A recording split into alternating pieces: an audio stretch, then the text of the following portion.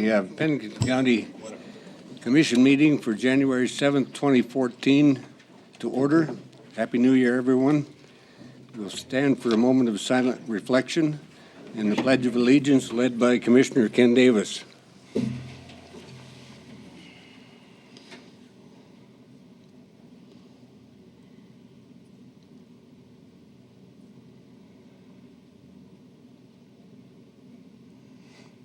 Thank you.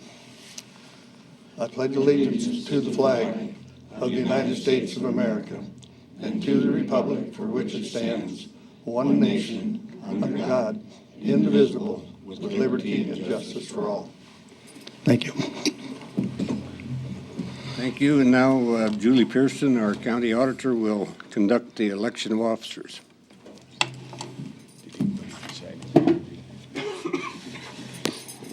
Good morning. Morning.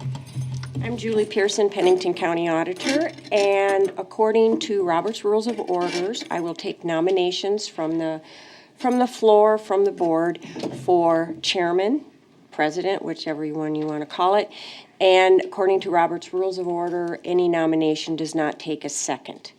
So you can just make a nomination by motion. Then I will ask for nominations 3 times before we close that, and then we can take a vote. Does the board want to do it by paper or by a show of hands?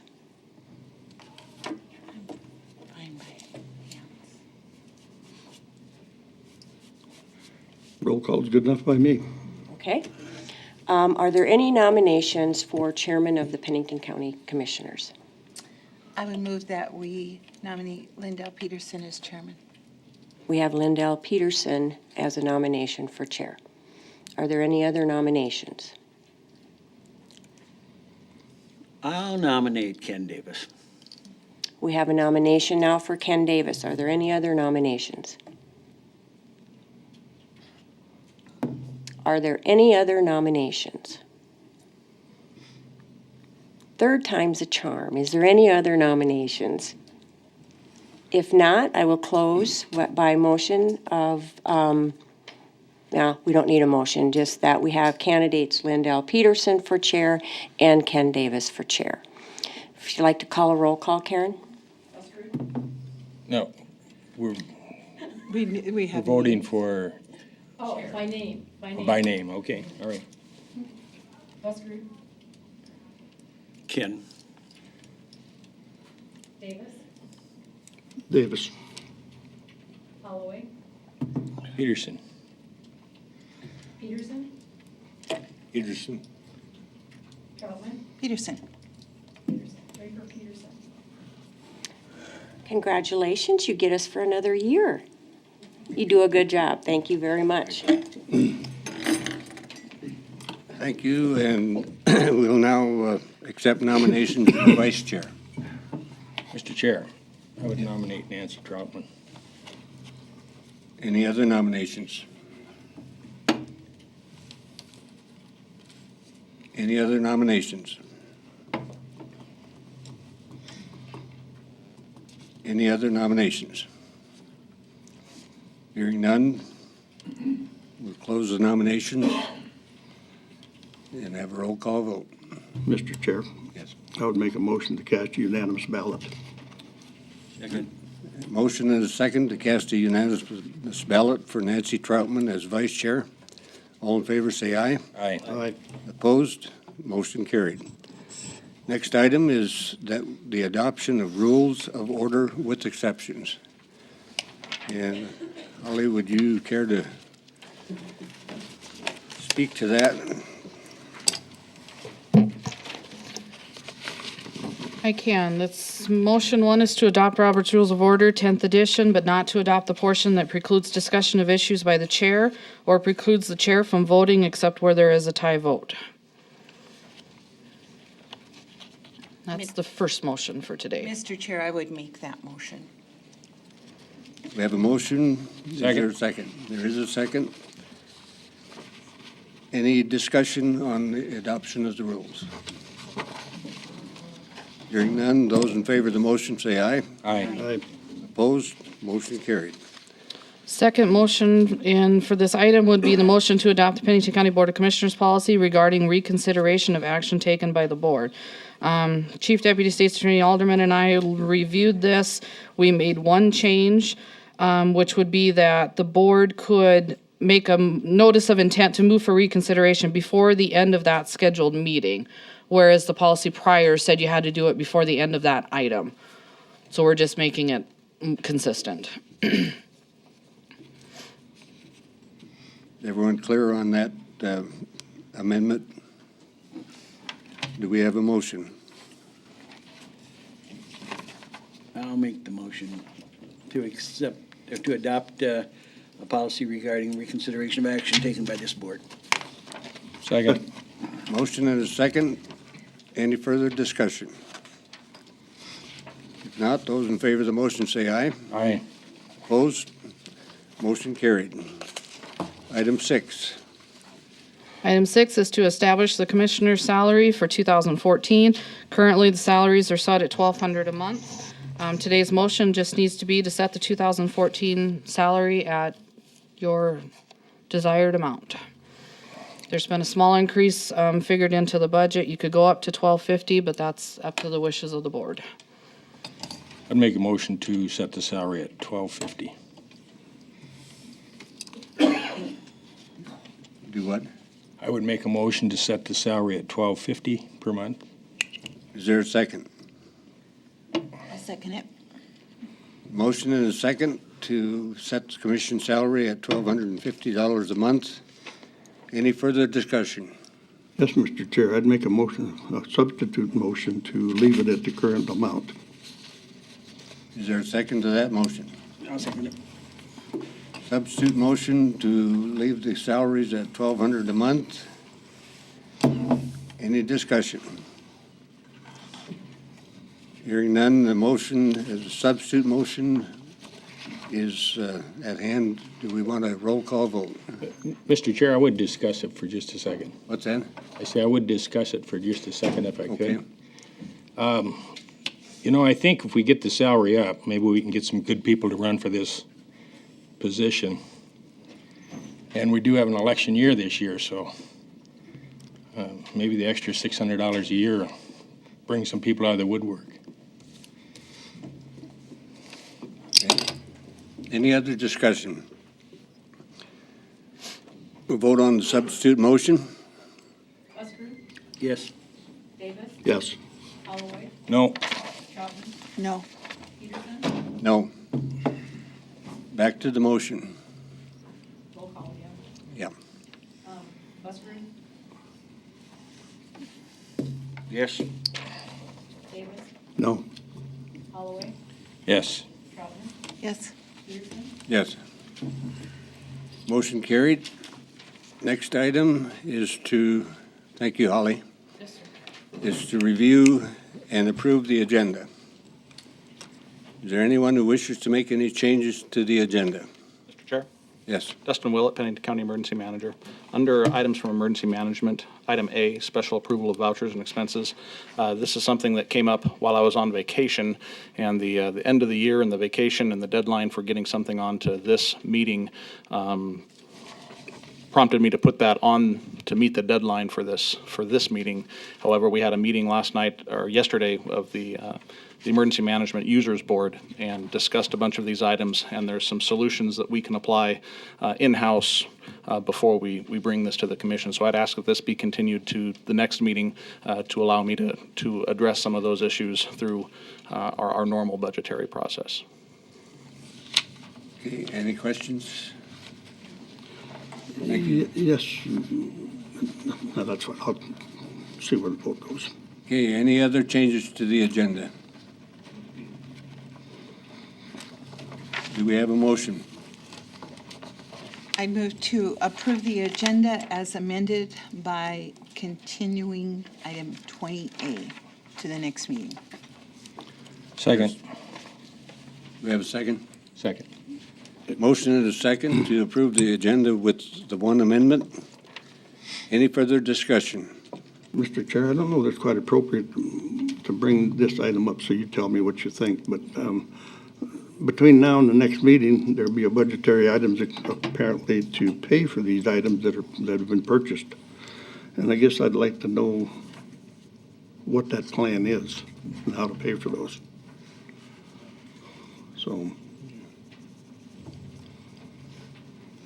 In a nutshell, there's a couple things that are going to different happen, but for the most part, our office will be returning as many of those as we can, possibly all of them. And I won't know that okay, that's good. until I come back. All right, thank Okay? you. All right. Okay, any other discussion? If not, we do have a motion and a second. All in favor of that motion, say aye. Aye. Opposed? Motion carried. Item 8, items from the sheriff's office. Good morning.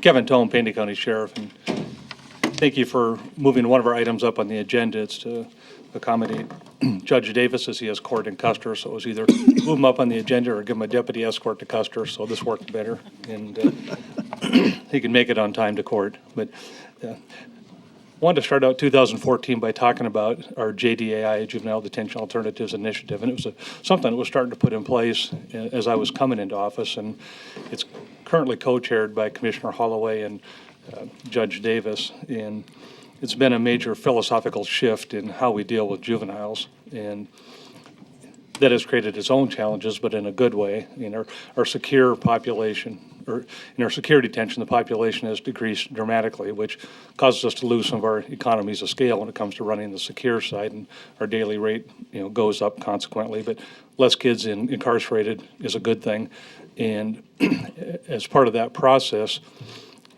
we've created other alternatives to deal with kids in our community, and it's a more effective way to deal with them and hopefully keeps them out of the system long-term, both as juveniles and later as adults. So I think in the long run, it's better for our community. One of the things I put in the memo that I outlined was later this year, I may need to ask for a supplement in the alternatives budget. My hope is that we'll be able to shift enough money from the secure side into the alternatives, so it won't be an overall increase in the budget, but I'll know that as we go forward. And part of that's driven by two things. One is we haven't generated yet the revenues out of the shelter care that we thought we would, and we want to take on what's called the ERC, the Evening Reporting Center.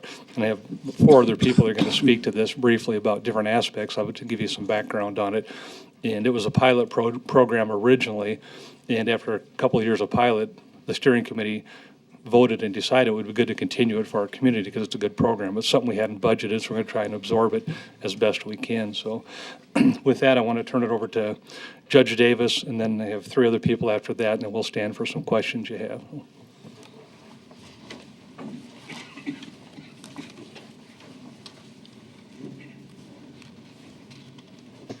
Good morning. Thank you, Sheriff.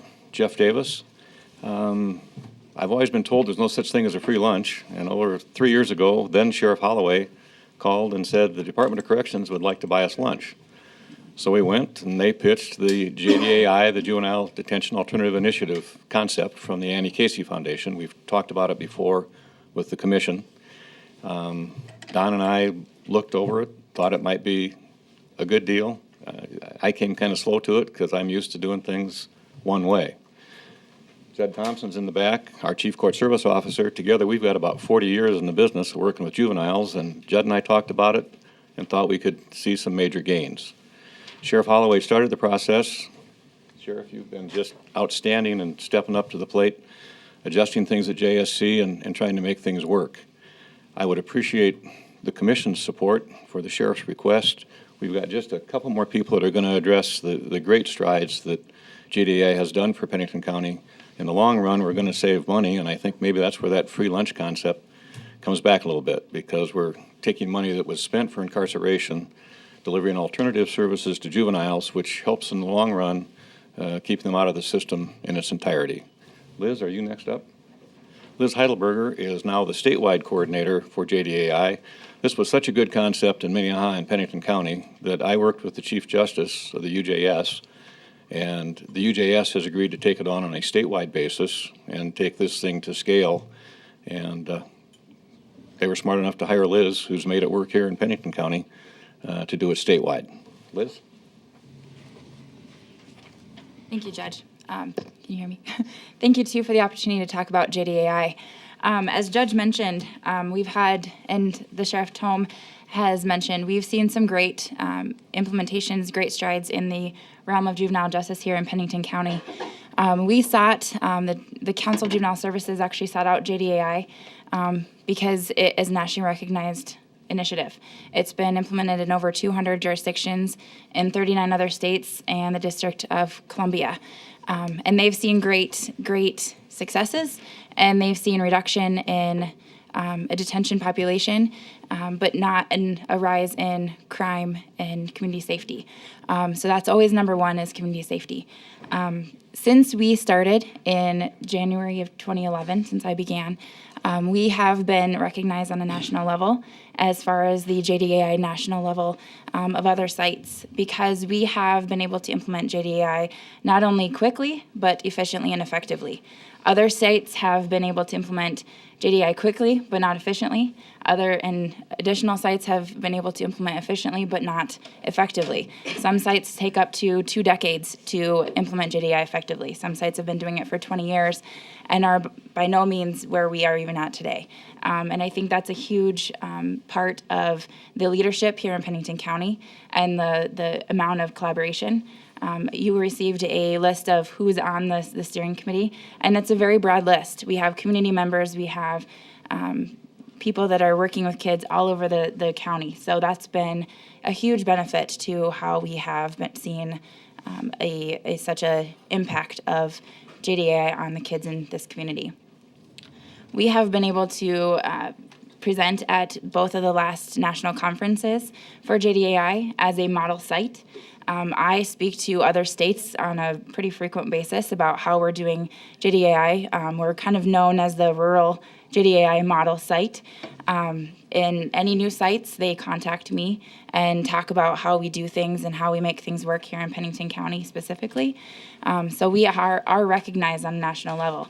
The godfather of JDAI, Bart Lubau, even traveled in a puddle jumper plane to Pierre, South Dakota to meet with us, and that doesn't happen unless they are recognized on a national level. So we appreciate the opportunity to speak and to talk to you about JDAI. Stacy's going to come up. She represents Lutheran Social Services, and I'll let her introduce herself as well. And I did want to just reference the handouts that I did give you. This first one really illustrates the community partners we have. This isn't just a government initiative. This is partners that come alongside us in the community. It's a strong collaborative of a number of nonprofits, and Lutheran Social Services represents one of those. We took part of our facility that was no longer used and repurposed it for this alternative, which is called shelter care, which was a gap in service in our community. And LSS has been an excellent partner in that. And Stacy's going to talk a little bit about what the role of the shelter care is when it comes to JDAI. Okay, can you hear me okay? State your name, please. My name is Stacy Johnson. I'm the program manager for the Arise Youth Center Shelter Care and Reception Center. And I'm here to tell you a little bit about what we've been doing since we opened the shelter care. Shelter care actually opened on October 15th of this year.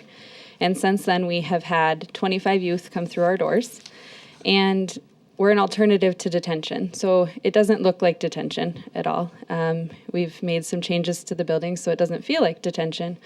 The youth that come through our doors need somewhere to stay that's safe, but they don't necessarily need to be in a locked facility. We're able to keep most of the kids in a public school setting so that they're continuing their education in the community. We're also able to meet with families and provide supervised and unsupervised visits with those families and do some safety planning so those kids can go home and be more successful in their homes and in the community.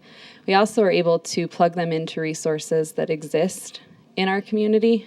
We have tons of great resources in Rapid City and Pennington County that allow us to find those resources, pair these kids up with the resources that fit for them, and hopefully decrease them from coming back through the system. And the long-term effect, as has been mentioned a couple of times, is that then we're not seeing them as adults either, that we can stop it early and address the needs that these young people have. Just a couple of examples of things that have happened. We had a young person come through the reception center part, and we do safety planning with families. And this young man kept saying, I'm not going home. Make me go home. I'm running away. I won't stay there. And the parents were saying the same thing. They were singing the same tune. We're not taking this kid home. We're done. And after a couple of hours of hard work from my staff, they were able to make a plan with this family, and they walked out of our doors, not fixed 100%, but with resources in hand and a plan to keep them going.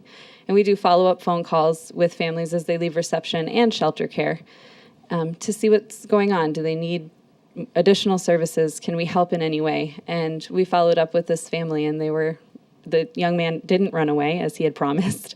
And the family was doing much better. They were able to find some of the resources that exist, and they didn't realize that those were out there. And so we really were able to provide them that service.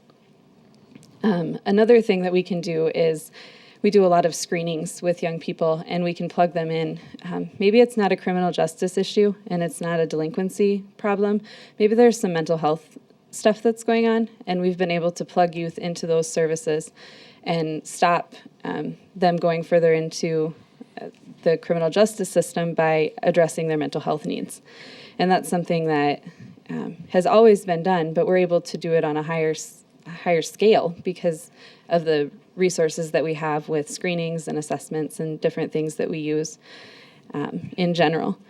So the shelter care has provided a safe alternative for the 25 youth that have come through our doors so far, and more continue to come. We've recently signed contracts with the Department of Social Services and the Department of Corrections that will allow us to provide short-term shelter care services for those youth as well. And that is an opportunity for some of the revenue to come back in. And we are able to provide up to 30 days for youth, whether it's Pennington County Youth or with the Department of Corrections or Department of Social Services. So it's a very short-term option, and we have an opportunity to extend up to 60 days if we have a specific plan. One example is we've had a couple of youth that have needed chemical dependency inpatient treatment, but maybe there's not a bed available right now. So we can be that stopgap, a place for them to stay safely so that they can make it to treatment and be successful in that way. So if there are any questions, I would be happy to answer them. Any questions or comments? Thank you.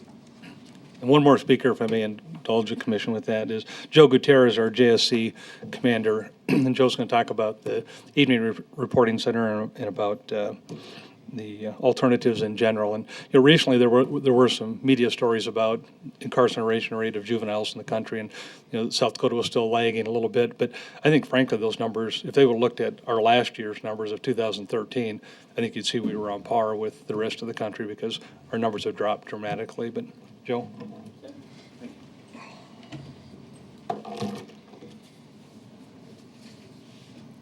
Hi, good morning.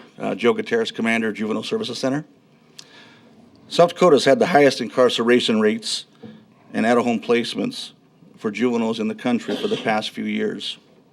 Secure detention is for juveniles that are public safety risks to themselves and others, not for the juveniles that we are mad or frustrated at. I've had the opportunity to work for the Department of Corrections as well as the UJS. And what I noticed were juveniles that were being committed to the Department of Corrections because there were not any alternatives to detention on this half of the state. So that made it pretty challenging for placing kids. Low-risk offenders should have had the opportunity to be in an alternative program in the same community so they can attend school, counseling, treatment, and be home with their family and not exposed to more serious offenders. If you mix a high-risk juvenile with a low-risk offender, the low-risk offender usually takes the traits of the high-risk offender. It doesn't usually happen the other way around. We have been fortunate in Pennington County as of late. With the implementation of JDI, we have developed some alternatives to detention that are showing a lot of merit. A detention alternative is a program a youth can be referred to while they are pending the court process.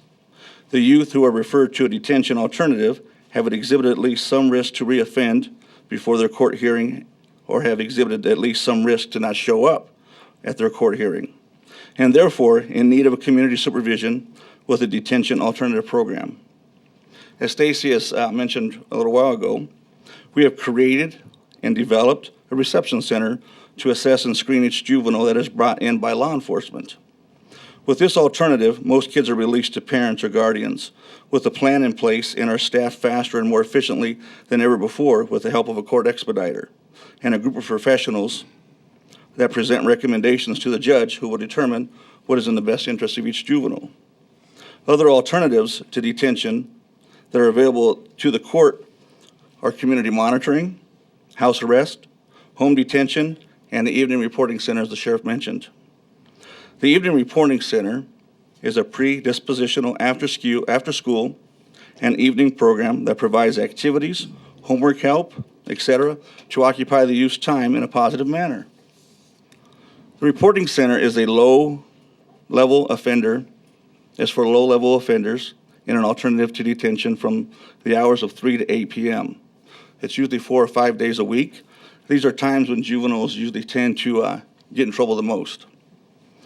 The purpose of the reporting center is to provide facilitated educational and therapeutic programs in a structured environment while ensuring the safety of the community and the juvenile.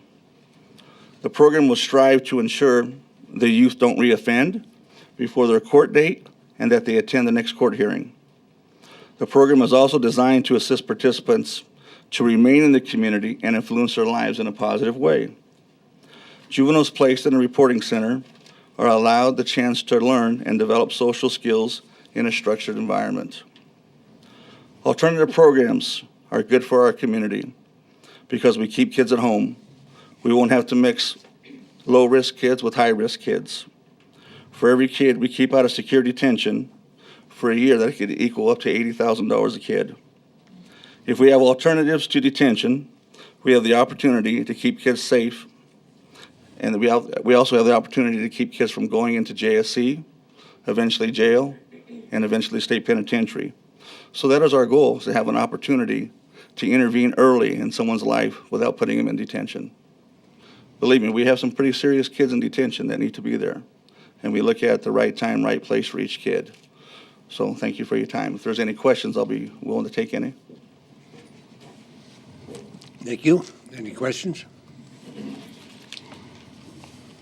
With that, I'll conclude then and just say, I don't believe this requires an action today. I think it's more of an information item, but again, it would certainly stand for any questions, or Commissioner Holloway, if you have any insights as one of the co-chairs of JDAI. Mr. Chair, if I Yes. may, I'd just like to make a comment to add to what's already been said. You know, the immediate benefit is not putting them in detention. And the sheriff has provided us some information here that shows that from year to year, there has been some savings to Pennington County, and what we spent for detention costs the prior year and what we are the current year or projected for 2014. So that's the immediate savings. The long-term savings, as has been said, we're not going to see them get into the adult system. We won't see them go to the penitentiary. And we all know that when they go into the adult system, most of these kids get the public defender. They have time from the state's attorney's office and the prosecution and probation and parole and all of the other things that go along with entering into that adult system. But one of the things that the Annie Casey Foundation pointed out to us that they'd found in other jurisdictions and in their studies was that if you put a kid in detention and he becomes a part of the criminal justice system as a juvenile, his earning ability later in life is greatly decreased. So community-wise, long-term, if we can continue with these kinds of programs, for the community is that we have youth that are coming up, growing up to be a part of our society that's going to be productive. They won't be on welfare. They won't be that kind of a burden to society. They'll be earning a good wage. paying taxes like the rest of us. And so I think there's short-term and long-term impacts. I wished we'd have known about Annie Casey Foundation 20 years ago. We wouldn't have had to build the detention centers that we've got today. But I support the sheriff's effort in continuing with these programs. I know I've had conversations with him. You know, they are expense to the county, these alternative programs, but they're not as expensive as locking them up in detention. They're not as expensive. So we're trying to divert some of that money. So I think this is a great program, and we should be supportive of it. Thank you. Anything else? In case there's any other questions. Okay, thank you. Next item is the consent agenda. Holly? For public notice, the Board of Commissioners uses a consent agenda to act on non-controversial and routine items quickly. The consent agenda is acted upon by one motion and vote of the board. Items may be removed from the consent agenda and placed on the regular agenda at the request of a board member or a citizen.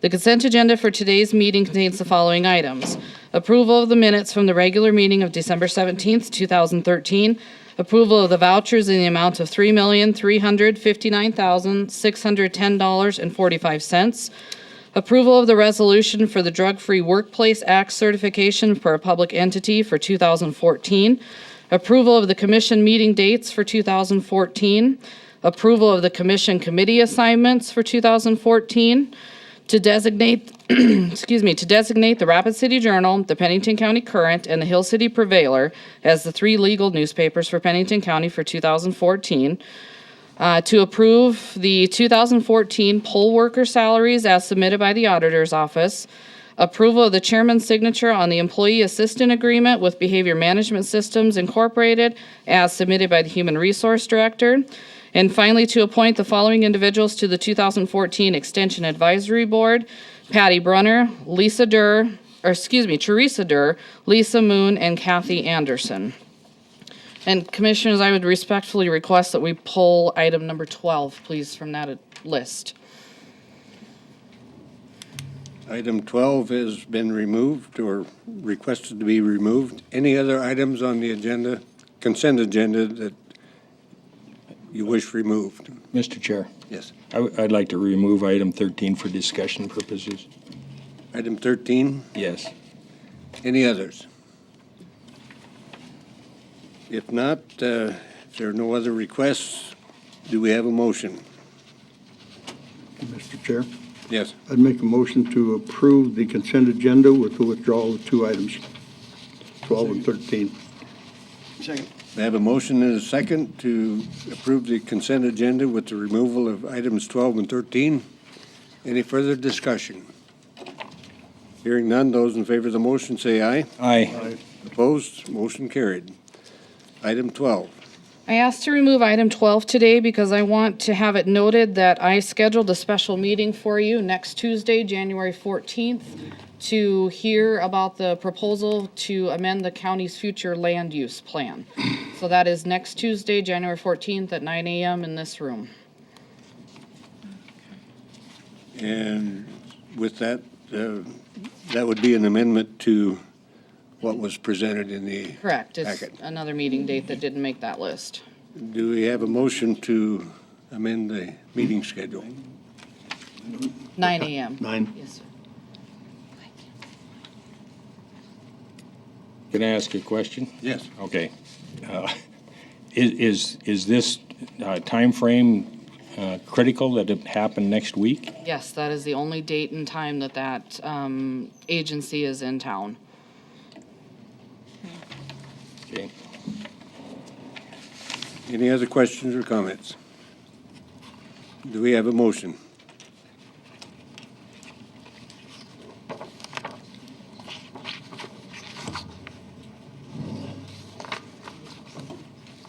Well, I'll make a motion to approve the meeting schedule with the addition of January 14th at 9 a.m. Is there a second? Second. Motion and a second to approve the commission meeting schedule with the addition of January 14th. Any further discussion? If not, those in favor of the motion say aye. Aye. Opposed? Motion carried. Item 13. Mr. Chair, at our Emergency Management Board meeting yesterday, it was requested that we have an alternate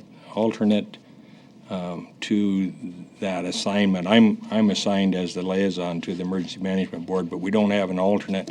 I don't know if there's somebody that would like to volunteer for that. I usually make those meetings, but occasionally I don't. Mr. Chair, Yes. if you so choose, I would volunteer to do that. Okay. Anyone else? If not, do we have a motion to amend the assignment list to include Commissioner Davis as the alternate? I would make that motion. Is there a second? Second. Motion and a second. Any further discussion? Hearing none, those in favor of the motion say aye. Aye. Opposed? Motion carried. Next item is item 18. Good morning again. Kevin Tone, Pennington County Sheriff. The first item before you is a title and grade change proposal. And this was run through our compensation committee with the county and does not include any additional FTEs. And if you look at item number 1 on there, really it's just changes to reflect the title changes that were made by the State Certification and Licensing Board. And really what it does, it gives us the ability to have a counselor trainee at a grade 12 instead of at a 13 where we were starting them, then the reflected title changes. And then down on item 2, just some internal changes we had proposed. And again, lowering the tech supervisor from an 18 to a 16 because we weren't using the 18, that was graded too high. And I think it's appropriately graded as a 16 as opposed to an 18 and reflected the title changes. So with that, I would just ask approval of the proposed changes.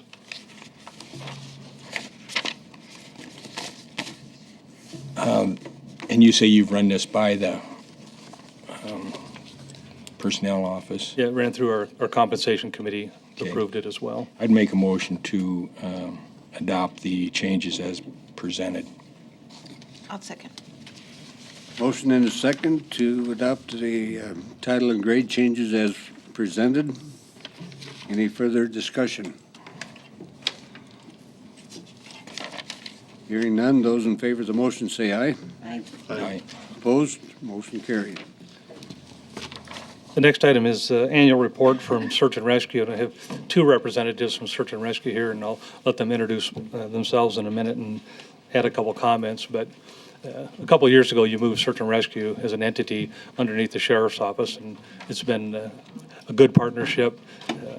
Search and Rescue really stepped up during Winter Storm Atlas. I believe that literally saved some lives. Some people spent many hours out there in the snowcat, driving around saving people that used poor judgment that shouldn't have been out there in the first place, getting stuck in cars with infants and no clothing and no gas and appropriate clothing, and it's, just bad judgment, and we have to go out and try and fix the situation. And Search and Rescue literally was the only thing moving that night with their 2 snowcats, and we got oxygen to people. We got 2 babies to the hospital with or 2 females to the hospital were having babies and successfully delivered them at the hospital. And again, I think they literally saved some lives. And the county couldn't do business without volunteers. And I mentioned this before, the Sheriff's Office has about 248 volunteers in a wide variety of capacities doing different things, and Search and Rescue is a big component of that. And if you look in their annual report, I think it was somewhere in the area of 5,000 hours they donated last year to Pennington County. So with that, I'll let them introduce themselves and speak briefly to the annual report that you have.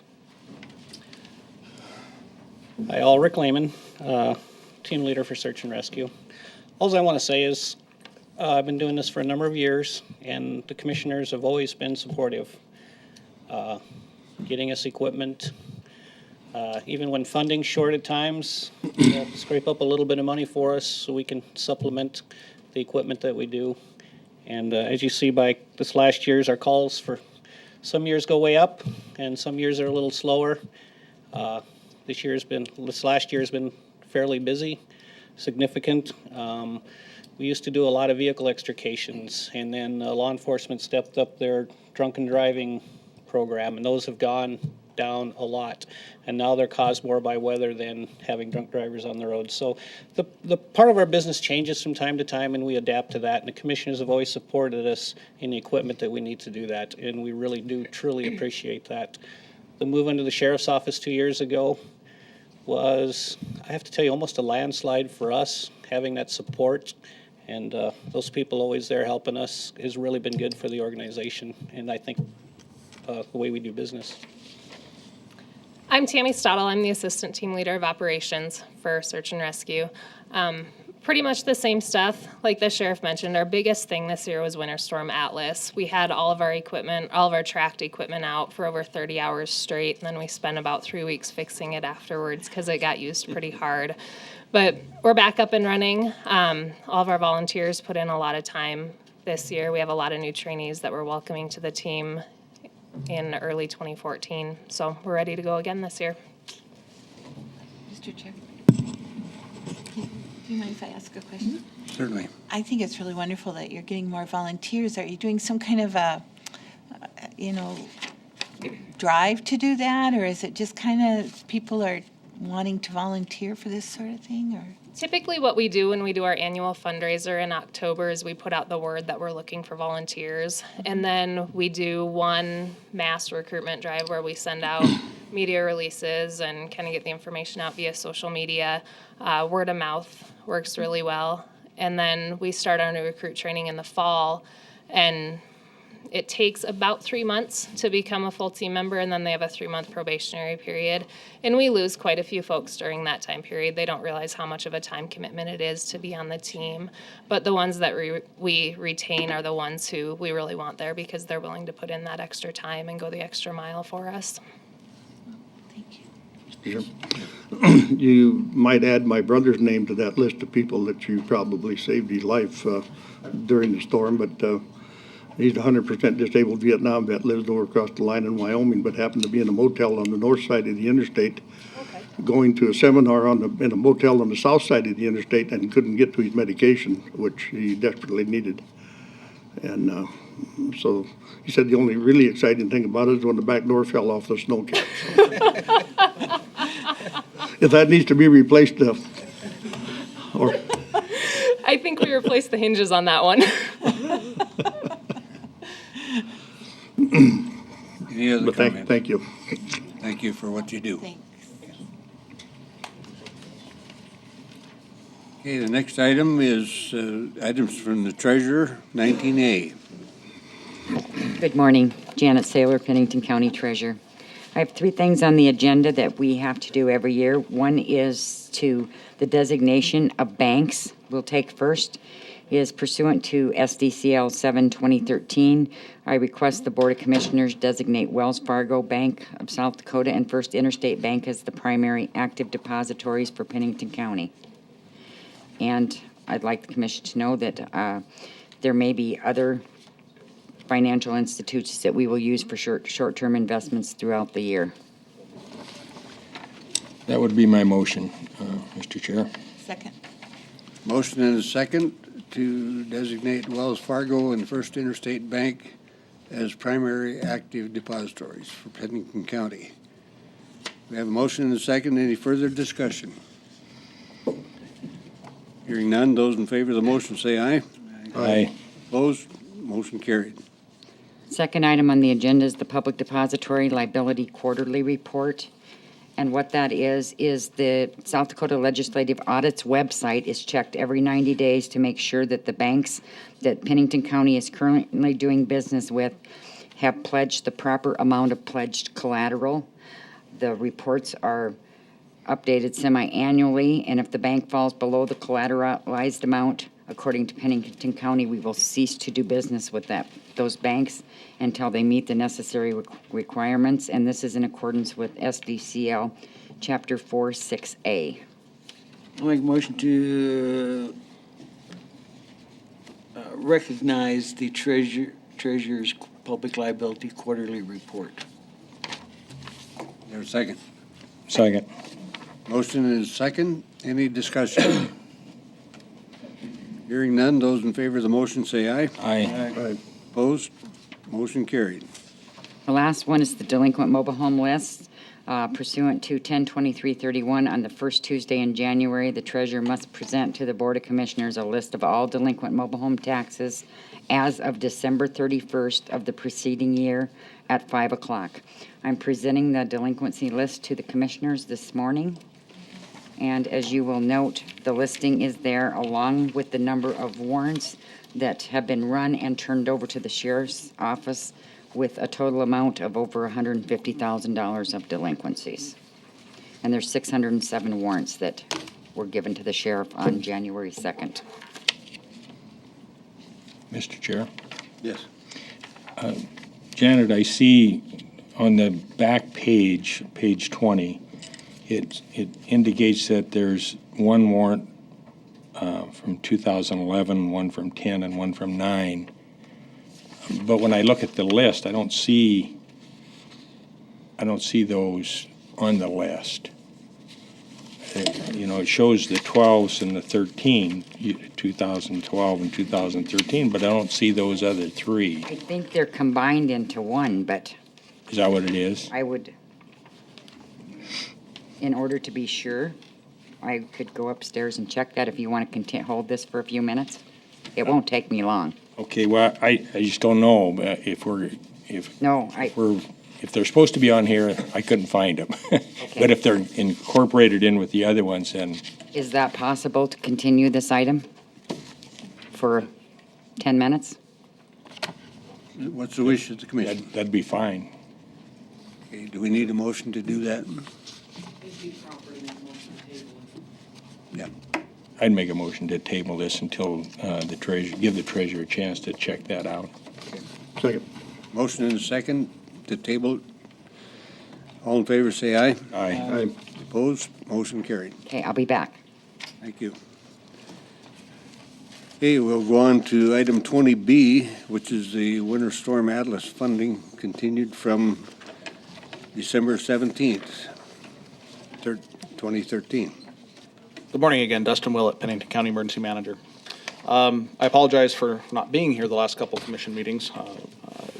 Circumstances that arose during those two meetings, but I did watch them on the recordings of those two meetings.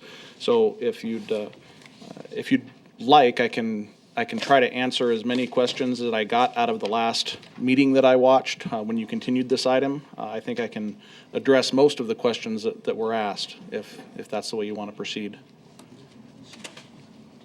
That's your wish. Okay. Learning curve on this is near vertical for everybody, and inherent with that is some confusion. As far as, I guess, to lay this out as clearly as I possibly can, this reimbursement from FEMA comes in the form of grants. So we incurred expenses as a county, whether it was forced labor, whether it was overtime, whether it was contracts. We spent money to deal with the events of this winter storm. When it becomes a presidentially declared disaster, obviously that opens some funding opportunities through the federal government, through an act of Congress. We submitted the paperwork, myself and KJ, myself as the primary person on that, early on, saying that we wanted to, as a county, participate in that FEMA process.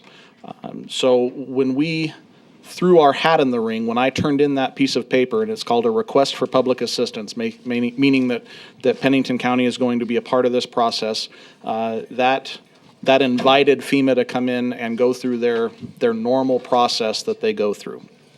So in that process, that request for public assistance, that same paperwork is the same paperwork that was turned in by Rapid City, by any of the other municipalities, by West River Electric, by any of the road districts, any of the taxing entities. So we have about 60 entities within Pennington County that are all participating in this process along with the County of Pennington.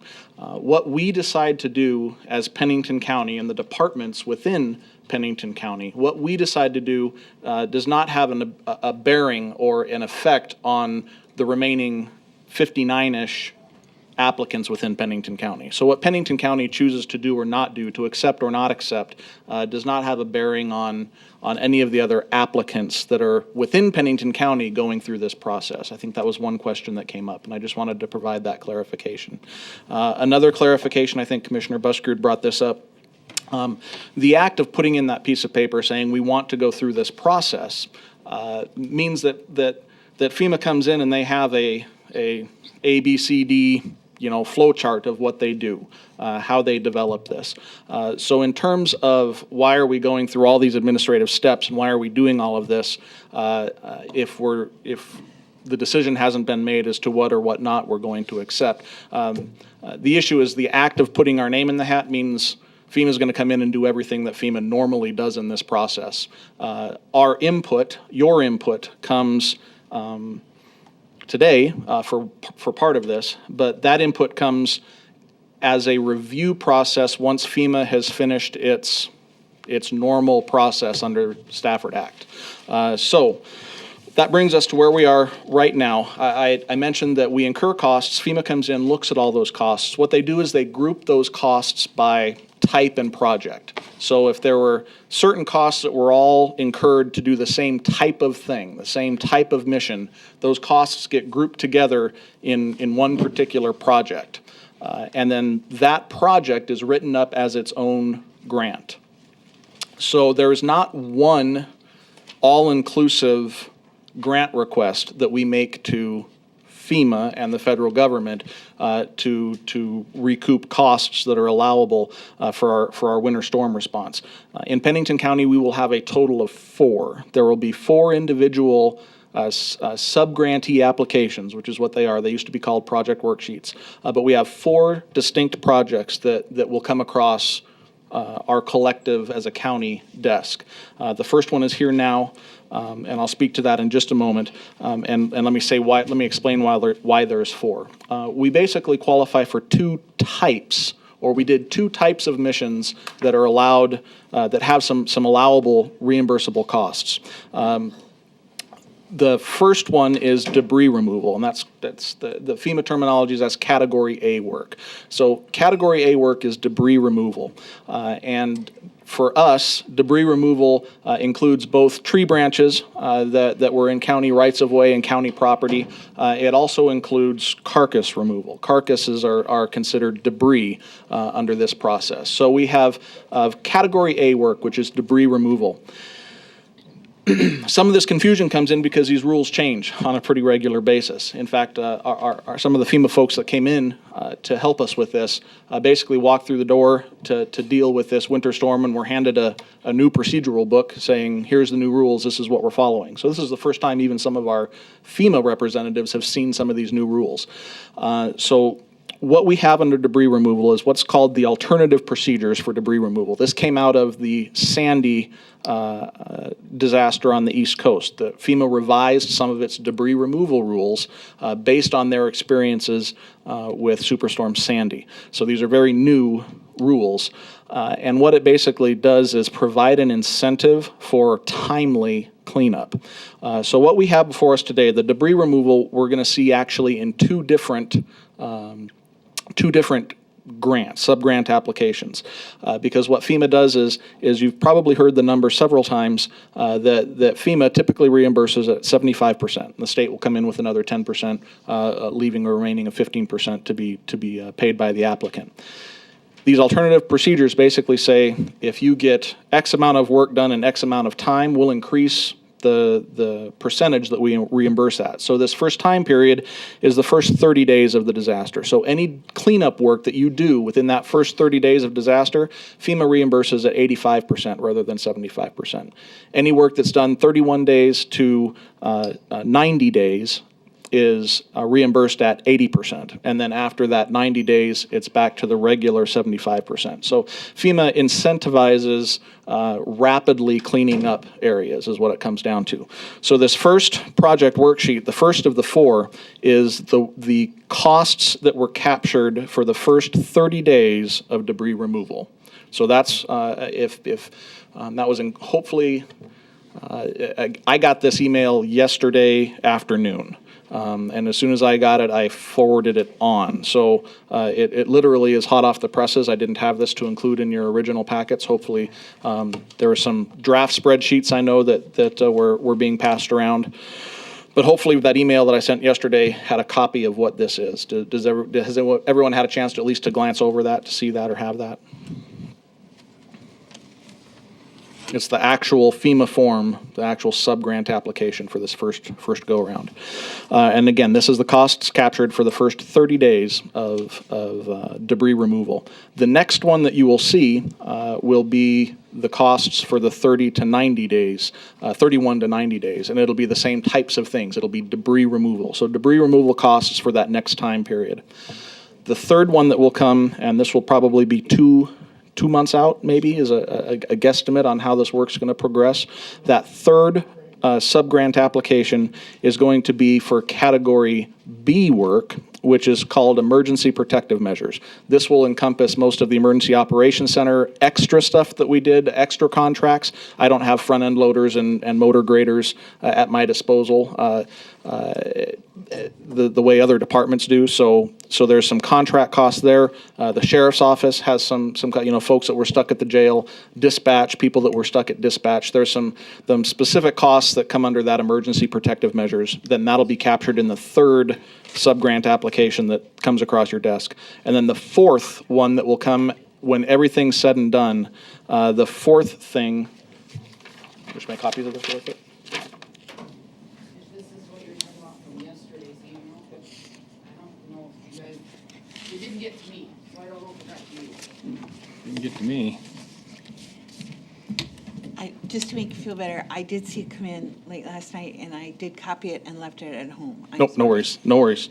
And I apologize. I mean, I sent it on as soon as I got it. That was as soon as I had that paperwork in my hand. So the fourth and final project worksheet that you'll see, when everything is said and done, when we have both of the A's and the 1B taken care of, the final project worksheet will be capturing all of the volunteer hours that are eligible. So those are what those project worksheets will capture and present. Your and our opportunity to comment on that, to say, we think this is an acceptable cost to be reimbursed for, or if it's the will of the commission, this is a cost that we don't think is reasonable to accept. Whatever that decision may be, we have a review period in which we can, when FEMA finishes that project worksheet, the one that Holly will hand out to you in its draft form, we can look at those charges. Basically, we have 2 days. Once FEMA finishes that, and they've got people here in town working on getting those all captured and filled out. Once they get done, they send them to me and say, you've got 2 days basically to review that and send it back to us, and then we're going to submit it. So the challenge on the commission's timetable is going to be reviewing that application within that 2-day period to determine what costs we are going to continue on in the process, or which costs we want to notate if the will of the commission is such, which costs do we want to not seek reimbursement for. So yes, we have the opportunity to do that. The time frame is relatively compressed. The one the one side out, or one of the facts that complicates that just a little bit is FEMA has a process, and they want to finish their process as expediently and as efficiently as possible. So if we don't get back to them, if we miss deadlines and don't provide them feedback on what that is, then they have the option just to cut the check as is. They've gone through the process, they've gone through the work, this is the total they've come to. If we don't take that small window of opportunity to change that, chances are that check will be cut and sent to us as is, as presented, if that makes sense. I know that's a whole lot of information. Hopefully it clears up some of the discussions or what's been happening. Obviously there's some philosophical issues, some philosophical discussions on funding and reimbursement that need to be addressed. As it stands, that draft that was handed to you, that second page has a breakdown of what those costs are and how much they are, and this is as it stands now. So the request from me was to sign and return, and I said as soon as the commission takes a look at it. So this is what you have in front of you. This is what FEMA has come up with for the first 30 days of debris removal. And from here on out, I'll be happy to stand for any questions, provide any clarification I can. Any questions? Go ahead. I was just curious, this is for carcass removal, or does it include the trees and so on? that Yes, need to- debris removal, which includes trees and carcasses. So in this one, there's quite a bit from county highway and some from emergency management. So there could be more? Yes, there will be, the next one that comes in front of you will be the same mission, the same type of work, debris removal, but it'll be from the 31 to 90 days. Okay, got it. Mr. Chair. The forced account labor straight time debris removal, $16,436.55. That's for wages paid to county employees? I'll defer to Heine, 'cause I think most of that comes from his shop. Yes, that was regular time for, after the storm and we tried to open our roads, we got one lane open. We had to go out and cut trees and branches to get the traveled way completely open. So that's the amount of money we spent with regular time employees to remove that. Okay. And my memo to you, I kind of have that all highlighted out. And I know the question was you wanted to remove the equipment cost and the regular time labor cost. And if you do that, that would reduce the amount we're requesting from 247,000 down to 113,000. Okay, the 113,000 then would be overtime and for. Strictly overtime, snow removal, And for. and no equipment. Does that include contracting with Yes, the outside agencies? Contract is in there. Is in that Contracts are in 113. there. And when you finish, I mean, obviously every year you budget some for overtime for your staff. When you finished the year this year, did you exceed that overtime Yes. budget? Is By that about 12,000. by about $12,000? Do you know how much overtime money is put into this 113,000?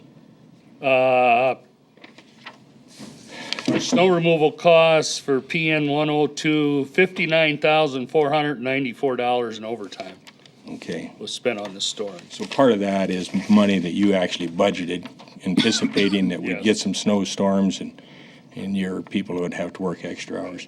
Mr. Chair, and I don't know if I'm the only one that is looking at this reimbursement this way. And frankly, if I'm the only one, then I don't want to waste a lot of time with the discussion. But I don't believe that we should be putting in for a reimbursement from the federal government for expenses that we budget for. We expect that we're going to get snow every year, and we're going to spend some money to remove that snow for the citizens of this county. And we're going to have some overtime associated with it. And just because the federal government comes running in to say, we'll reimburse you for all of this expense, even though part of it is your normal operations, and you can even count volunteer hours to offset your matching, the 15%. Just because the federal government wants to throw money away like that, I don't think that we should participate in it. And I know Dustin said, well, whatever action we take won't have any effect on anybody else. They can ask for all of the federal money that they can weasel out of the federal government. But if we take a stand that says we're only going to request what we didn't expect to have to put out this year, it was unexpected and over our budget, maybe somebody else will look at it and say, that's the right thing to do, and maybe they'll do the same thing. So for me, I think we ought to look at this and instruct the emergency management director to only submit for expenses up and above what we normally budgeted. And we should not be asking for any reimbursement or using volunteer hours for that reimbursement to offset our cost of the reimbursement so we can get more money back from the federal government. Mr. Chair. Yes. Commissioner Holloway downplays his ability for persuasiveness. And he hasn't asked me about it or said anything about it, but I happen to agree with him. I made the motion last time the substitute motion to postpone this action until this meeting to make sure that we weren't going to harm anybody else's benefits that really needed it. And apparently that's not the case, that would happen. So again, I think he said it best. If we've got it budgeted, why should we have to charge the federal government for it if it's already in our budget? So, Mr. Chair, I do have some questions. Yes. One of the first things I want to say is that if the storm had happened in April rather than October of this year, we could be having a different conversation, because we would have to worry about the rest of the year and further storms or emergencies. And so I want to qualify that we're almost given a luxury of being able to talk about this because it is the end of the year and we did know what our budget was going to end up as. And so, given that, I just want to make that clear that if we don't take this federal money, it would be because we did not have this happen at the beginning of the year. I mean, that's a big factor in this. However, I have some questions. One of the things that Search and Rescue mentioned was the problems that the storm created for their equipment. And I don't know if you have that in your situation, but I do want to know if we've got that, because that changes how I feel about being reimbursed for equipment. So. I can address most of that. And this is why it's very difficult to paint with a broad brush on these projects. Search and Rescue's equipment will not be factored in to the Category A debris removal project worksheets or subgrant applications. So these first two applications that come across your desk are not going to deal with Search and Rescue equipment. The third one, the emergency protective measures, will. Those costs will be captured on that project worksheet, and we will have the latitude to look at that then, albeit in a very compressed time frame. There will be a couple of days to look at that and return it back to FEMA. But those costs, the Search and Rescue equipment costs, will be captured on the third subgrant application that we see, the emergency protective measures. Okay, but Heine, what about your equipment? Well, Was there damage done? What? We look at our equipment for the full year and the wear and tear and the amount of fuel, the amount of oil, and we actually come up with a rental rate, and then it's charged to our roads and our snow removal, and that's how we do it. We don't, I could go back and try and figure out how much extra fuel we used for the storm. I mean, that's doable, but it's not something FEMA recognized. They're gonna look at the hourly rate, and it's a nationwide hourly rate. It's not Pennington counties. It's what they've developed nationwide as the rates we had to use. Now, the intent on what I plan to do with this money, I'd like to put out there for discussion, because we lost our radio system. We had to communicate with personal cell phones with the employees, which is against county policy. We can't use cell phones. And my intent, and I've talked to emergency management, and I would like to buy a third repeater as a backup and that repeater's $20,000. Most of my radios, I have 115 radios in my equipment. And most of those radios will not work with the new digital system. I have 24 radios that works with the new digital system. So my intent is to utilize this reimbursement for the costs we associated with the storm. I'm gonna utilize it to buy 90 new radios and put up a third repeater. And everything then will be capable of switching over to the state digital system. And my estimated cost for that is about $210,000. And if we do the 85% of the FEMA reimbursement, that's about $210,000. So, and there's no more grants for communication equipment. Over the years, there used to be grants, you could update your communications and things like that, but highway's kind of been by itself for years. We were on analog, we never did switch over to the state digital system, we never had the funding, and I know you don't want to ask for the equipment reimbursement funds, but it sure could be put to good use to get our system up so we don't have that type of emergency in the future. Food for thought. Okay, any other questions? Dustin, you may have laid it out clearly, and I may have missed it. But in terms of the sequence, the timetable and so on, where are we? This first project worksheet was completed yesterday evening, sent to me with a request to sign and return as soon as possible. Their deadline, our project worksheet specialist's deadline to return this piece of paperwork to FEMA headquarters is Friday, the 10th. So I need to have this notated as to what we want to do, signed, and they have to have it to be able to return by Friday. So that's where this one is.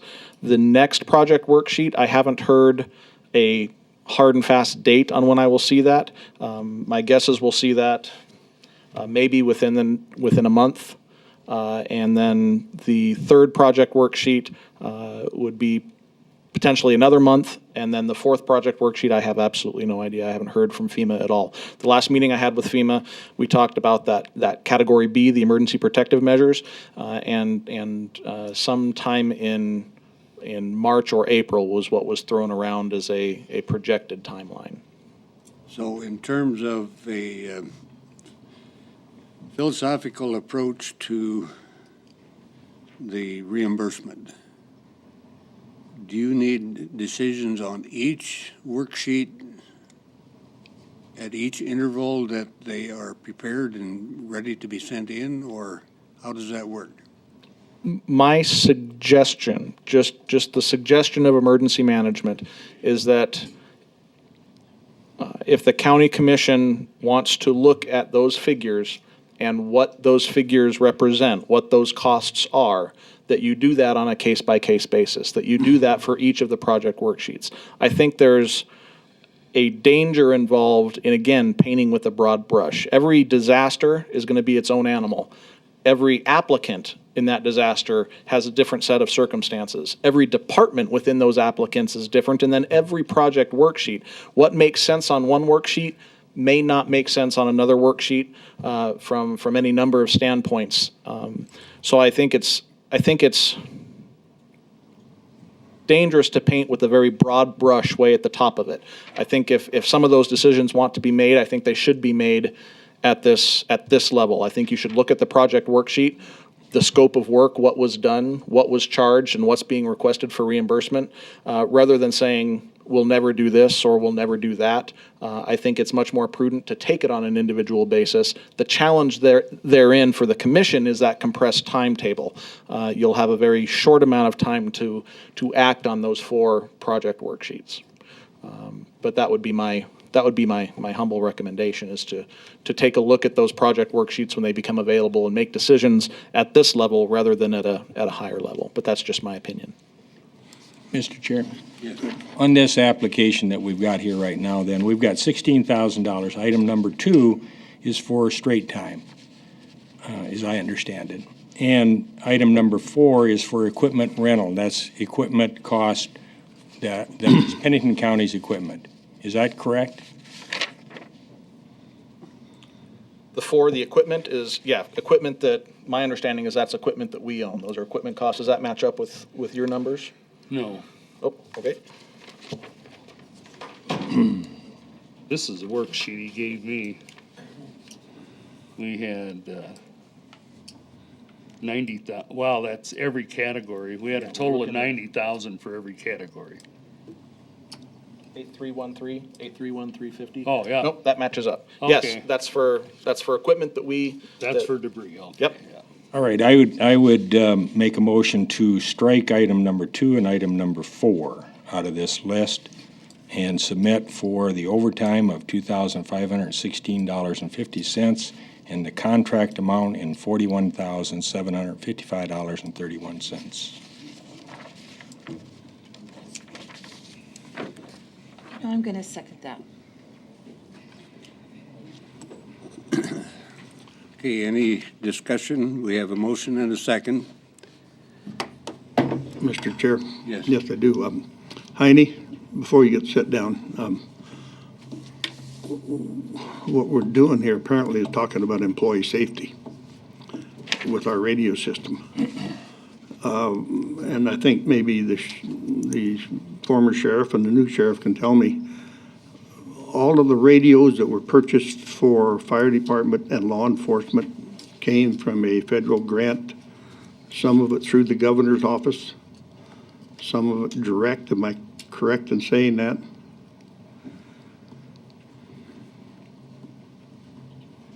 Kevin Tone, Pennington County Sheriff. Previously, there was a state program that started, when Don was sheriff and I was at the state with DCI, where there were a number of upgrades to the state radio system, both to the infrastructure and portable and mobile units that were made available through a wide variety of grants. I don't think it replaced everything 100% for all the agencies, but a large percent of If I it. remember right, that was a couple $1 million or something. It was long time significant ago, money. I but don't recall the dollar amounts, though. Yeah, we requested a portion of that, and we were allowed to buy 24 radios. That's But all- you need that's the only 115. part. Yes. I can provide maybe a little bit of clarification to that, just briefly. There was, when the state initially switched over to a digitally trunked system under a former governor, Governor Janklow, agencies were, the state bought, and that's the program that Sheriff Tone was referring to, millions of dollars for new radios that would work on this new state digital system. In subsequent years. Excuse me, that were supposed to work. That work to varying degrees depending on who you talk to. In subsequent years, we've used different grants, primarily the State Homeland Security Grant Program. So there have been a significant amount of funds from the Homeland Security Grant Program allocated towards buying digital radios. That's the grant that last year before? 2 years ago. A year before that Highway purchased 24 of those radios. County Fire, through a different grant program, we just upgraded dozens and dozens of radios. Denny would have that exact number. But it was multiple radios, again, for that state digital system. So they're not cheap. They're very expensive radios, but that's the most robust system that we have in place. Mr. Chair. Dustin, is this grant that we're talking about today, is it for radio reimbursement? No. It's not a radio grant. No, the grant we're talking about is for what's on this paper. And if the highway department needs radios, then he ought to be budgeting for those radios, in my view. I don't think we ought to try to backdoor the federal government to get some federal money to buy radios in a program that's not set up to buy radios. Mr. Chairman, if I can offer one point of clarification too, going back to Commissioner Davis's comment about the initial conversion of the state radio system. Since that time, we have a replacement cycle on all of our radios, and I would say 90% plus have been replaced using county dollars within our budget every year. Because again, you buy equipment, it gets old after 3, 4, or 5 years. And so since the inception of that program, which is a number of years ago, we cycled those out and replaced them using county dollars, so largely county dollars. Okay, any other discussion? And just to be clear, this worksheet is the first of 4, Yes, sir. and so any action we take today, this will be due on Friday? Yes. And will we be going through the same exercise on the following 3 worksheets? That would be my recommendation. It's obviously at the board's discretion on how they want to proceed with that. I'll need some direction, some clarification on how to handle those next 3 as they come across my desk. So that's kind of a separate issue to the one that's right in front of you right now, or the motion that's on the floor. So logistically, Holly, do you see any? Logistically, if the Board of Commissioners chooses to act on each individual application, we will have to call a special meeting within 48 hours. 2 days. From when we receive that application, or that worksheet, for the board to act. Unless the board wants to give Dustin direction and say, we will not submit for A, B, C, and D, then he could sign them and get them done, and you guys wouldn't have to meet. But again, his recommendation is, we meet, we act on each one of them, but we have a 48-hour time frame to turn them around. Can we call a special meeting in 48 hours? Legally? I can do it in 48, yes. Okay. Well, even if we all can't get to the meeting, we could do it, you could call in. Frankly, I've given you my direction, but if you want to, and I can appreciate your position of saying, geez, I'd like to have the board make this decision rather than me. I really don't want it to be my signature on the bottom saying we're gonna accept all these dollars if that's not the will of the commission, and by proxy, the will of the people in Pennington County. That's not I don't feel that's my place to affix my signature to that and accept those dollars, so. Mr. Chair. Yes. Very difficult decision. If you remember, some time ago, I wanted to give $8 million back to the federal government for a road that we didn't need. And this board said, no, we better do it anyway. Now we're talking about $24,000, $25,000. And now we're all excited about that. I'd be happy not to take any money from the federal government on this, if I thought it would do any good, but it doesn't. It make us feel good today that we really put a fork in the federal government, but it's not going to do any good, unfortunately. I guess I'm like Don. I hope that somebody will read the newspaper and say, boy, that Pennington County Commission sure started the ball rolling there. That's not going to happen. But, I don't know. I'm having a tough time. Okay. Mr. Chair? Yes. I'm inclined to kind of agree with Commissioner Busker about it, that when they read it in the paper, they'll laugh and say, I'm sure glad they did that, because that left more money for the rest of us. Well, And whether that's right or wrong, it's not right. After the $8 million deal, I got some emails, and half of them said that I was a genius, and the other half said that I have absolutely no business being a citizen of this state. And it kind of said something about my heritage, too, on the mother's side, I think. But, so it's a 50-50 deal. I may call on Jay to interpret whether a motion passes or not with maybes.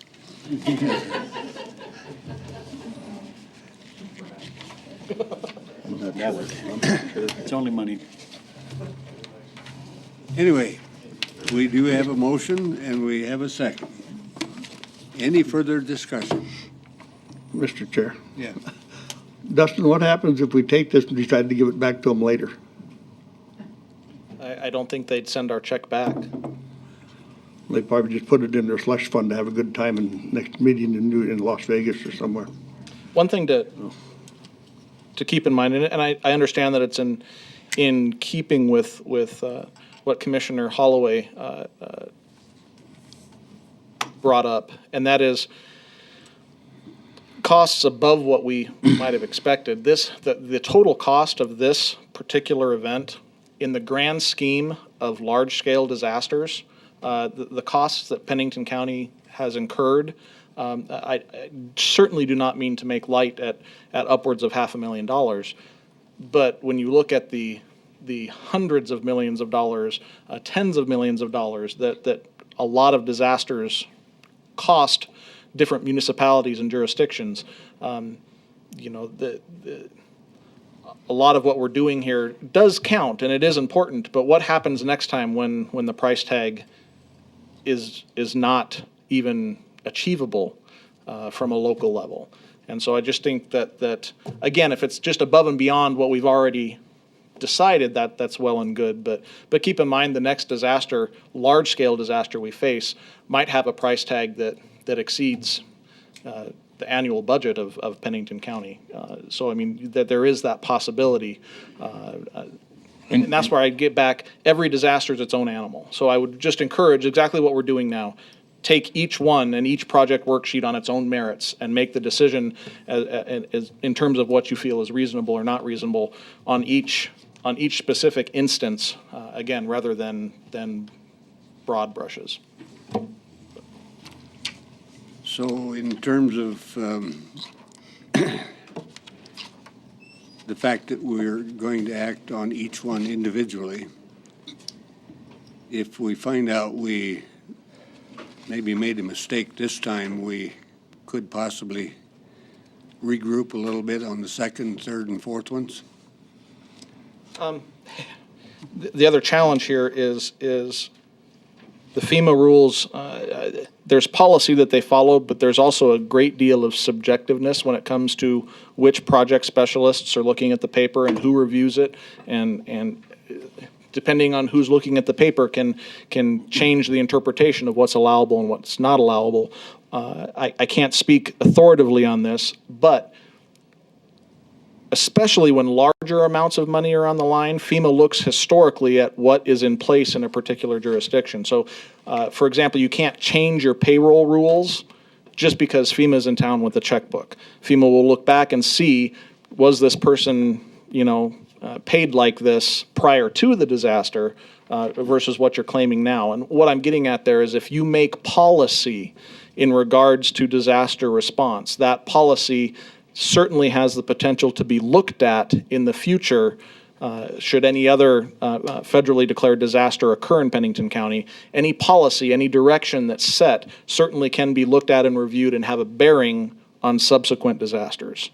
So we can't act in a complete vacuum just with this, because there's always the chance that what we do with this will certainly be taken in light in subsequent ones. And maybe that's a good thing, but this motion is not setting a policy. What this motion is doing is removing 2 items from this list. which I think It's not a policy. I can't speak authoritatively to it, but I can't imagine that would be viewed in the same light as an act or a policy. But that's purely an opinion. And hopefully in the future, if this motion passes, you'll turn down some PILT money because that land ain't worth that much taxes, and you'll turn down the secure railroad funding to save the federal government money. I hope you follow the same philosophy all the way through. Mr. Chair. Yes. Goes back a long ways, and why go back a long ways, but the 1972 flood taught us what it cost for a real disaster. Correct. And there's no way that this community and this county could have ever paid that bill by itself. The interesting side note there is a lot of what we're dealing with right now came out of that.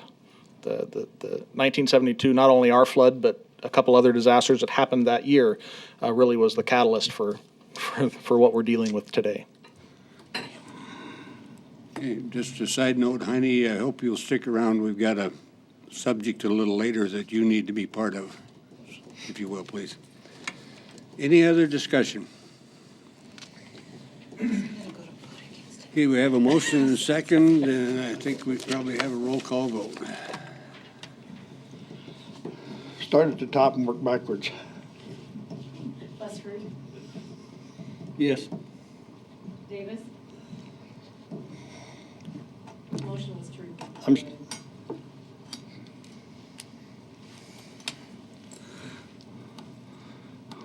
well, on to the next item. I'm still contemplating this mess. Holloway, Yes. Troutman, No. Peterson, No. Sure. Now you did it. No. Motion failed. Okay, still need a motion to move this forward or not? Again, we do. it's not exactly clear cut. If we don't provide FEMA direction soon on this particular document, chances are they'll simply cut the check for the total amount.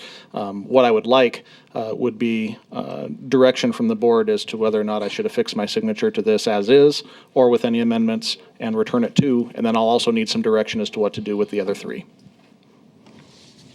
Okay, do we have a motion?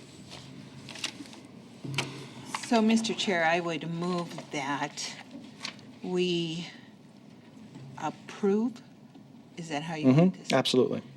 The first of Sub-grant application. sub-grant applications as presented in the amount of $69,021.86, and approve Dustin Willett signing off on it. Is there a second? I'll second it. We have a motion and a second. Any further discussion?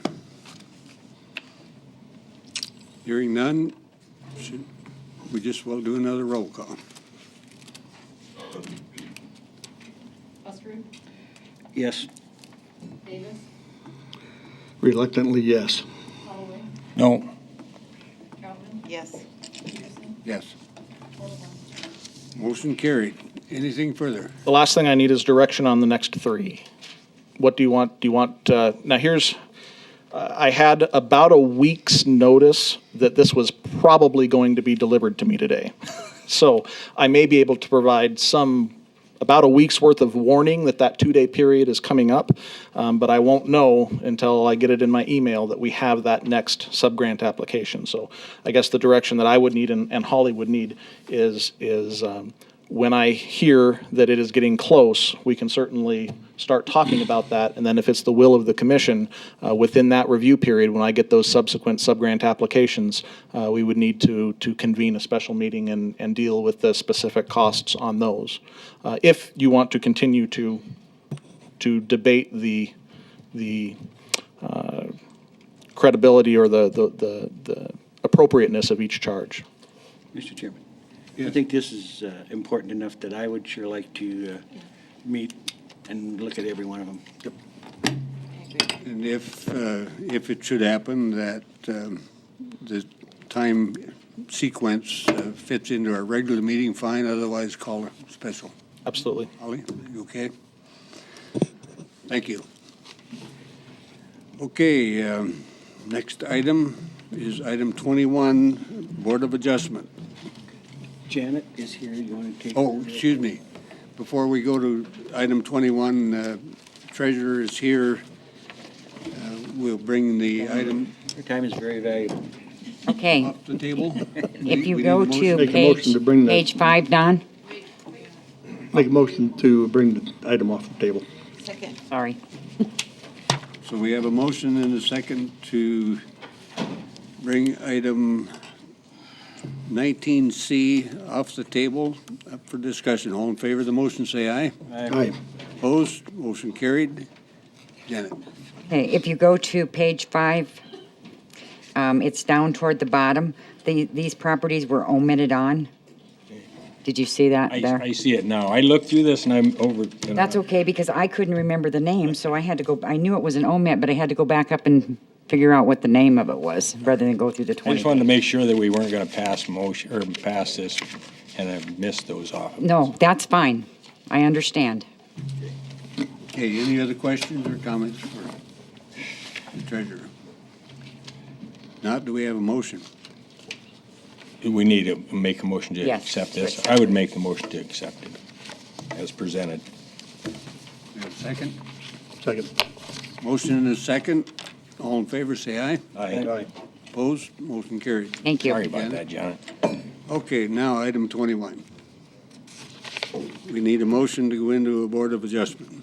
So move, Mr. Chair. Second. Motion and a second. All in favor, say aye. Aye. Opposed? Motion carried. Good morning, Dan Jennison, Pennington County Planning Director. Item A is a variance request 1318 for Ronald and Cheryl Loftus, Renner and Associates as the agent, to reduce the minimum required side yard setback from 8 feet to 0 feet in a suburban residential district.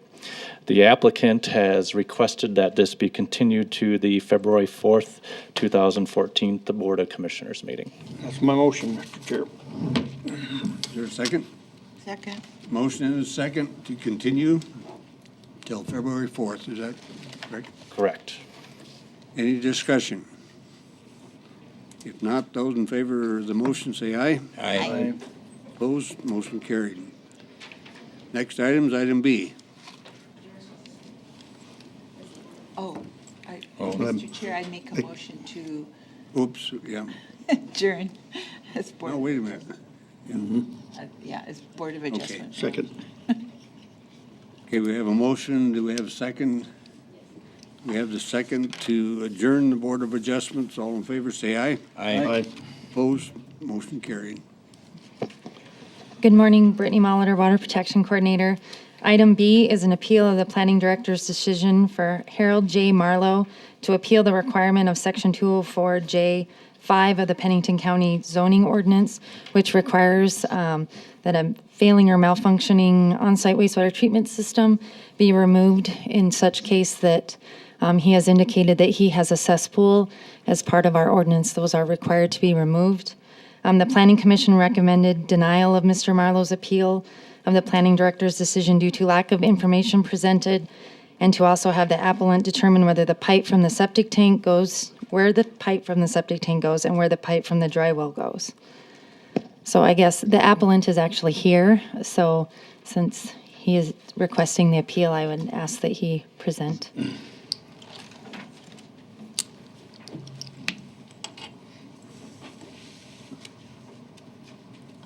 Good morning. Good morning. My name is Harold James Marlowe. People that know me call me Jim. This ordeal started in September when I received a letter from the Planning Commission, pardon me, that my system had not been, had an inspection. I called the people that did it, and they indicated that they had sent that to the Planning Commission, or the Planning Board in May of 2012, not 2013 as indicated in the packet. I asked them then to resend it, which they did. In September 6th, I received a letter from the Planning Department that I had a cesspool and that the inspection had indicated that. I had several conversations after that. The letter cited 74530111. That rule, state rule, indicates abandoned systems. My system is not abandoned, so I don't believe that applies. It's always curious to me how two people can have a conversation and come away with different ideas as to what was said. I talked on several occasions to the planning people, and I was trying to introduce logic into the situation by saying that initially I agreed it was a cesspool. When that became a problem, then I looked in my old information, and incidentally, I'm a 1961 graduate from the School of Mines, and I had some water courses. So I do have a little background in it. But I looked in my old information and I discovered that a cesspool was identified as a receptor for household sewage. So I disputed that, saying that I have a septic tank. I do not have what would be then identified as a cesspool. During the planning board meeting, the staff testified that the pump company indicated that there was a cesspool. And that's, I believe, shown in the documents on page 8. FMAM code. This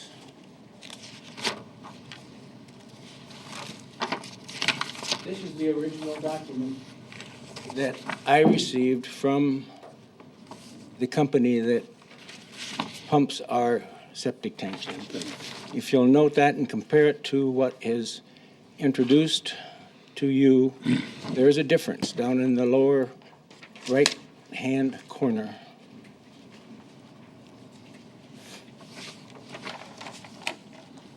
If you'll look at page 8 of your packet.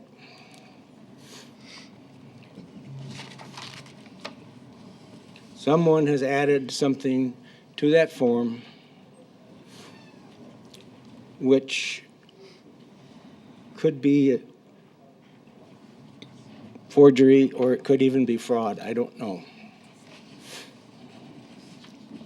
I can explain what that is. That's a sticky note, and it was photocopied, so it's not actually written on that form. It was a sticky note placed on that form. Should not be there, as far as I'm concerned. My original building permit, which is on page 9, indicated that there was going to be a drain field. So I don't know why I should reapply for a drain field when it was already in the building permit. My house was built and that was taken out in 1971.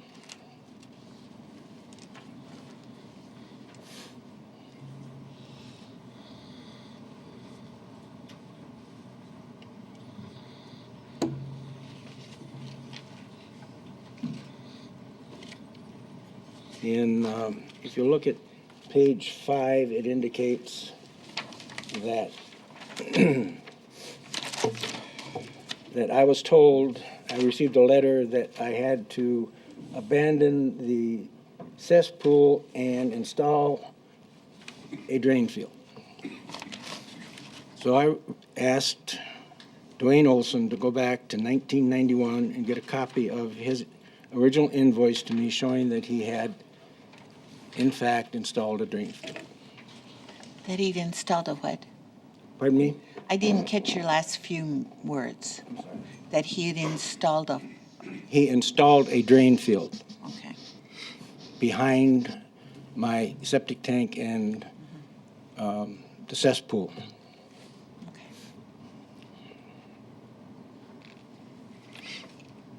It seems that some of the descriptions and definitions of words were changed in somewhere around 2007, apparently. If you look at item number 23, it talks about a cesspool being something different than I know. It talks about a dry well, and it talks about a seepage tank.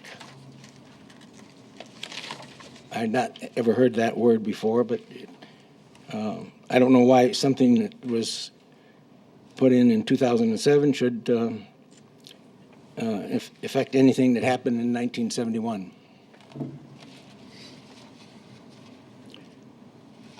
If you look at number 24, it talks about a functioning or failed system.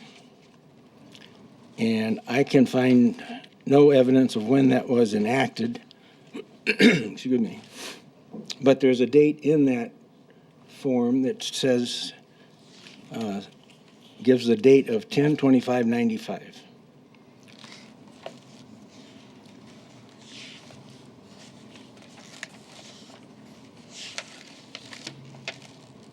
During the hearing, one of the ladies on the commission started asking questions about the length of time this had occurred and thought that it was probably unfair that I be held to those standards, the new standards. Someone from staff came up, excuse me, indicated that the state had forbidden cesspools.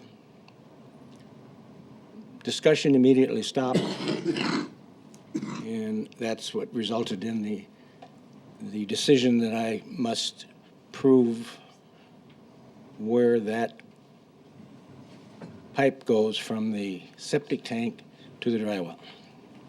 I'm concerned about that because I'm certain that that dry well, septic tank, cesspool, whatever, it has a heavy cement cover on it. And to take that off, I'm afraid the whole thing would collapse. That's strictly speculation. That's not based on any engineering facts. The cesspool would collapse, Would collapse. okay. But not your septic tank? No, my septic tank is made out of concrete and cement block. Okay. It's a very solid foundation. The cesspool dry well is, if I remember correctly, is blocks that are unevenly spaced in a rather pyramid shape. I didn't see the entire construction because I wasn't on site, but I didn't see the cap that was put on the top.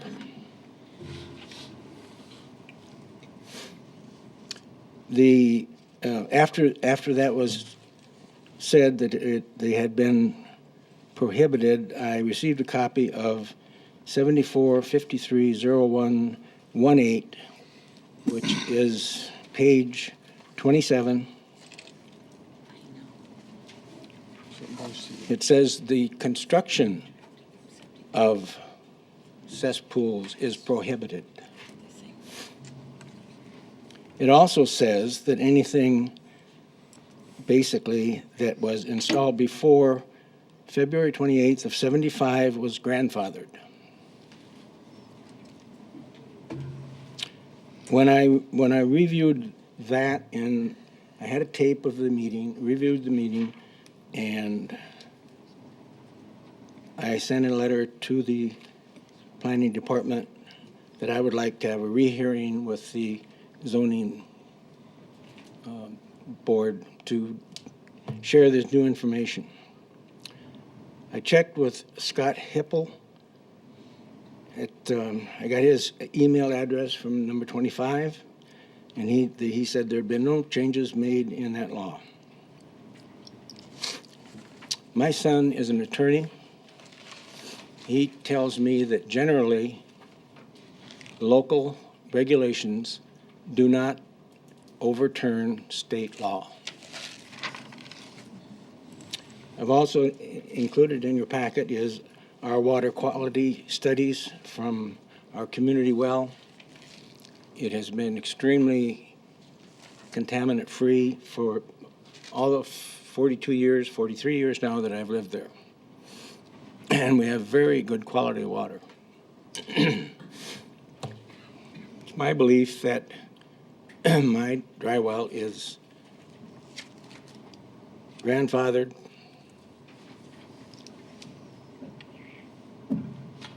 without any changes in state law, in that I should receive a verdict in my favor.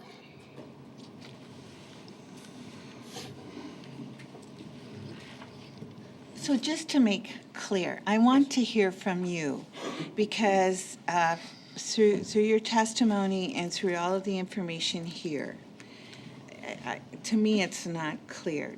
Do you have a cesspool that you are using? I don't know.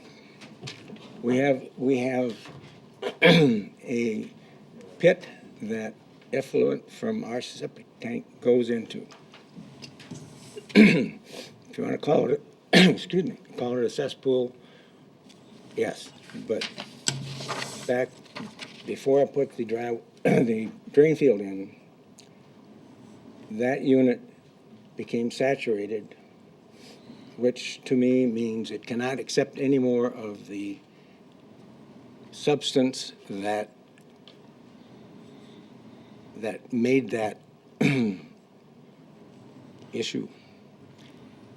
It backed up through our system. We have a baffle so that it can't back up into the house. But that's when I had the drain field put in. So I have a question further on this. I am looking at Mr. Olson's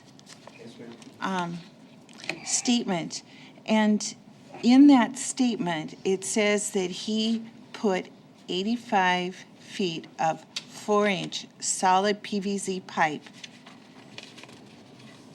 from the dry well or cesspool, whichever you wish to call it, to the drain field. So is there some kind of proof that you have changed that so that it's not flowing through the cesspool drywall, that it's going directly from the septic tank to the drain field, which is an accepted way of handling waste?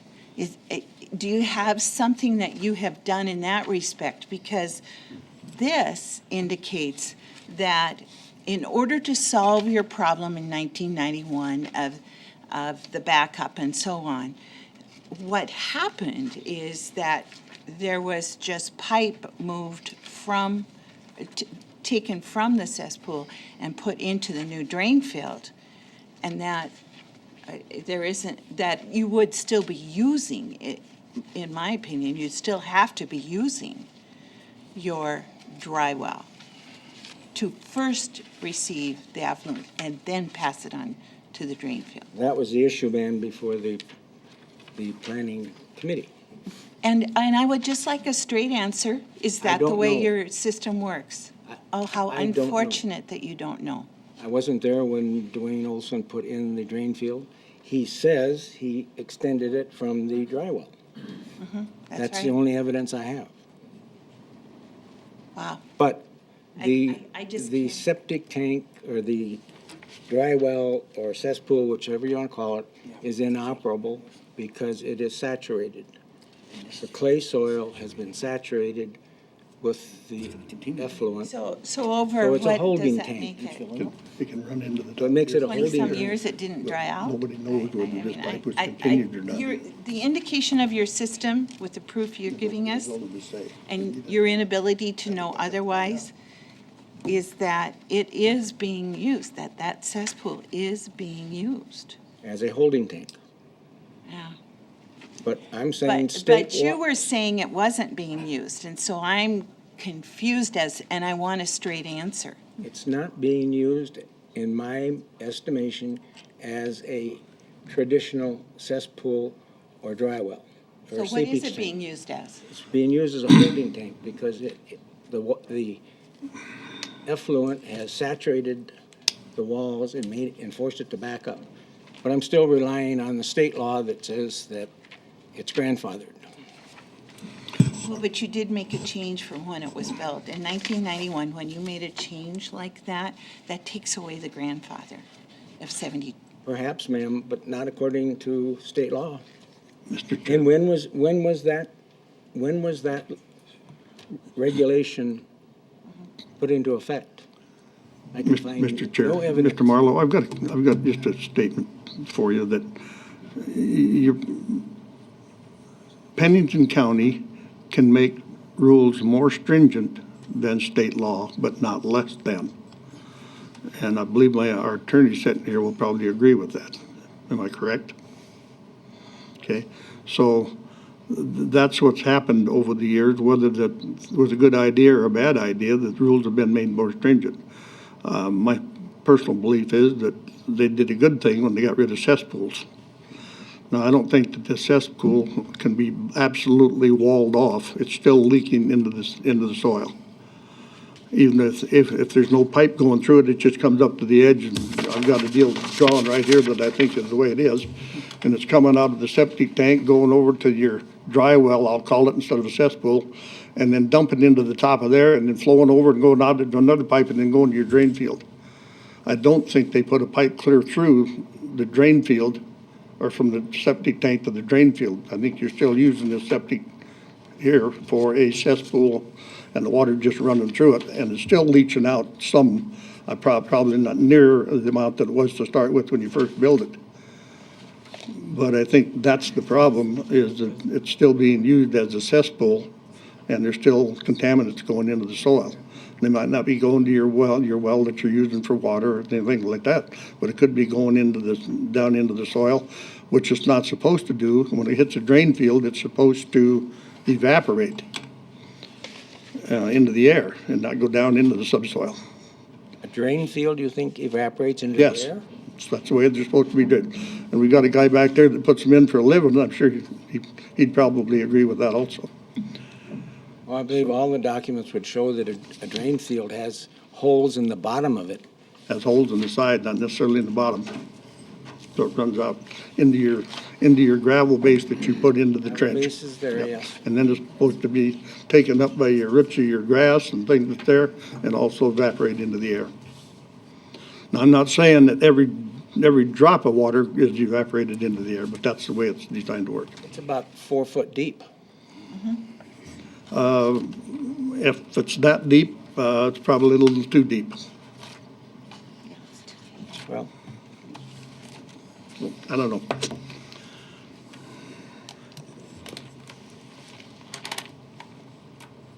So in terms of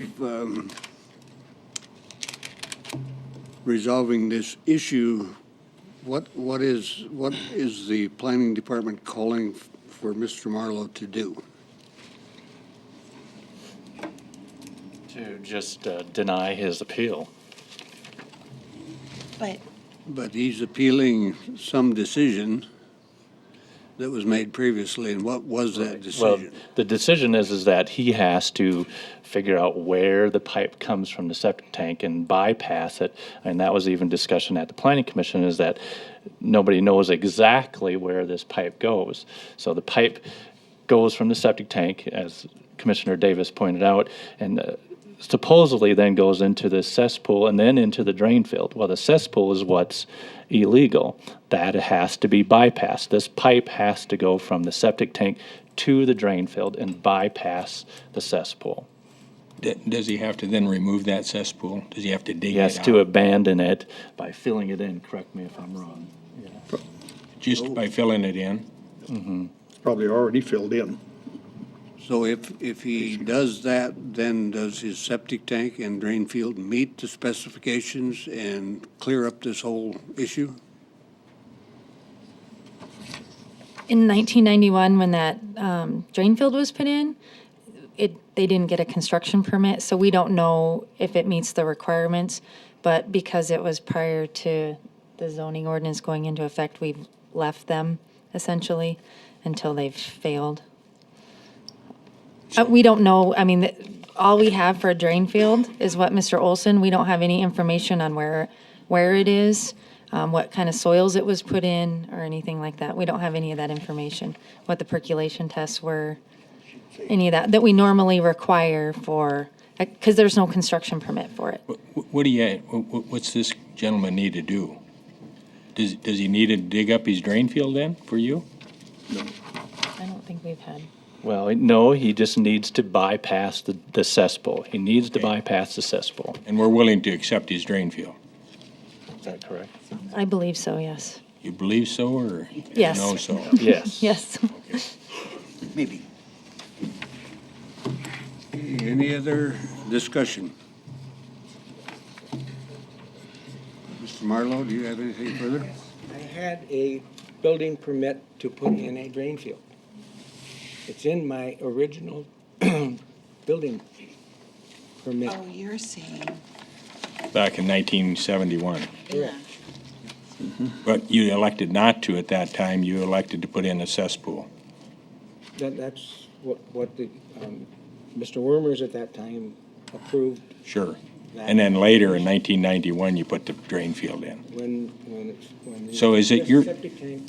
so is it your understanding that what the, is it your understanding that what the planning department is telling you that you need to do is bypass that cesspool? I'm sorry, Is it your understanding that what the planning department has instructed you to do is to bypass the cesspool? that's what the planning commission decided, yes. Okay, But it's not quite that simple. it's not. Tell me why. Well, because of, I'd have to go from my septic tank, dig a trench, open up the cesspool, if you wish to call it that, have it drained and filled. I have to take down a fence to do that work. Okay. Yep, I would agree with you. We're talking That's, several thousands of dollars.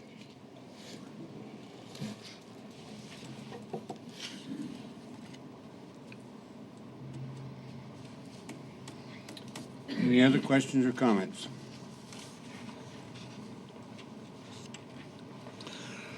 Mr. Chair. Dan, I believe during the planning commission, I sat in on it for this item, and we weren't sure whether the pipe was put through or not, or whether they were still using the cesspool dry well or not. Is there a way that he can lift the lid and the inspection port on that septic tank, and they can camera that to see if it goes through there out to the drain field? I'm not sure if that would work or not, but He should be able to tell by the camera going down that tube whether it goes into this dry well or not, or whether it goes on by it. Because the camera should show you that picture, whether it goes into gravel or whether it goes on through into another pipe. what we need, I guess, is proof that the cesspool is being bypassed. If that would prove it, That's something I'm giving him, just another alternative, that he could have somebody camera that and find out. but you also, or at least your staff said, even if, or maybe you said it, I don't remember, that even if you bypass that, or when he bypassed the cesspool, he needs to backfill that cesspool. It needs to be filled up. Correct. He needs to abandon it. yes. So it's, I mean, that needs to happen in addition to bypassing it. So even if it's bypassed right now, it still needs to be filled up. Correct. That's not what the planning commission, That's not what they told you to do. that's not what their motion that was accepted said. Do you have the motion that they passed, or do we have it here in this 31 pages or whatever we got? Mr. Chair. Yes. Dan? Where is it at? Page. I don't know why we would be saying that he should have to fill that in, because a cesspool used to be made, they dig a hole in the ground basically, and that's what he's saying here, but they put a pyramid block deal in and left spaces in it for the water to run out. But that thing should be full of gravel. If it's a cesspool, it should be full of gravel and shouldn't be anything in it anyway. And so if the pipe, it does go on through, what are we worried about? It's all been there since 1971, and it's not being used. There isn't any addition to it, and it's all gone anyway. So why do we worry about filling it in?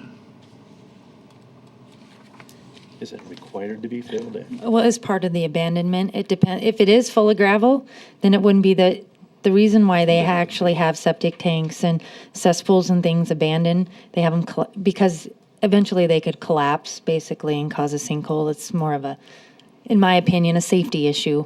If you look at some of the old tanks and stuff That's over time when they don't. That's exactly where I was coming from, but if he cameras this line and finds out that the pipe goes on through into the drain field, it's been empty for since 1991. Every indication, that very well may be the case, but every indication we've heard, even from the applicant, or from Mr. Marlowe and from the pumping company, is that it does go into the cesspool. Yeah. And then from the cesspool to the drain field. It wasn't the So- How would pumping the company, how it would was the pumping Mr. company Olson. know that? Mhm. Because they don't go out and inspect that anyway. They, I mean, And just to clarify what the motion was, it says moved by McCollum and second by Hall to deny Mr. Marlowe's appeal of the planning director's decision due to the lack of information presented, and to have the appellant determine where the pipe from the septic tank goes and where the pipe from the dry well goes. That's the motion. And has that been done? And no, it has not. That's why he's here before you to appeal this decision also.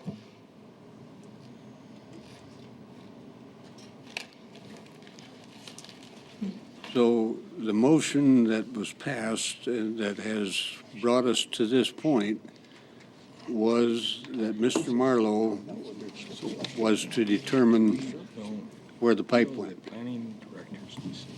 So you're here to appeal the responsibility of determining where the pipe went. Yes, sir. I cannot put have a camera put in because the entrance at the septic tank has got a bend on it. So how, Got an elbow on it. you know where the cesspool is? Do I know where it is? Yes, sir. But I don't want to object because the pumper did not say there was a cesspool there. Well, but if you know where the focal point of this contention is, what problem do you have in determining whether a pipe goes through it or into it?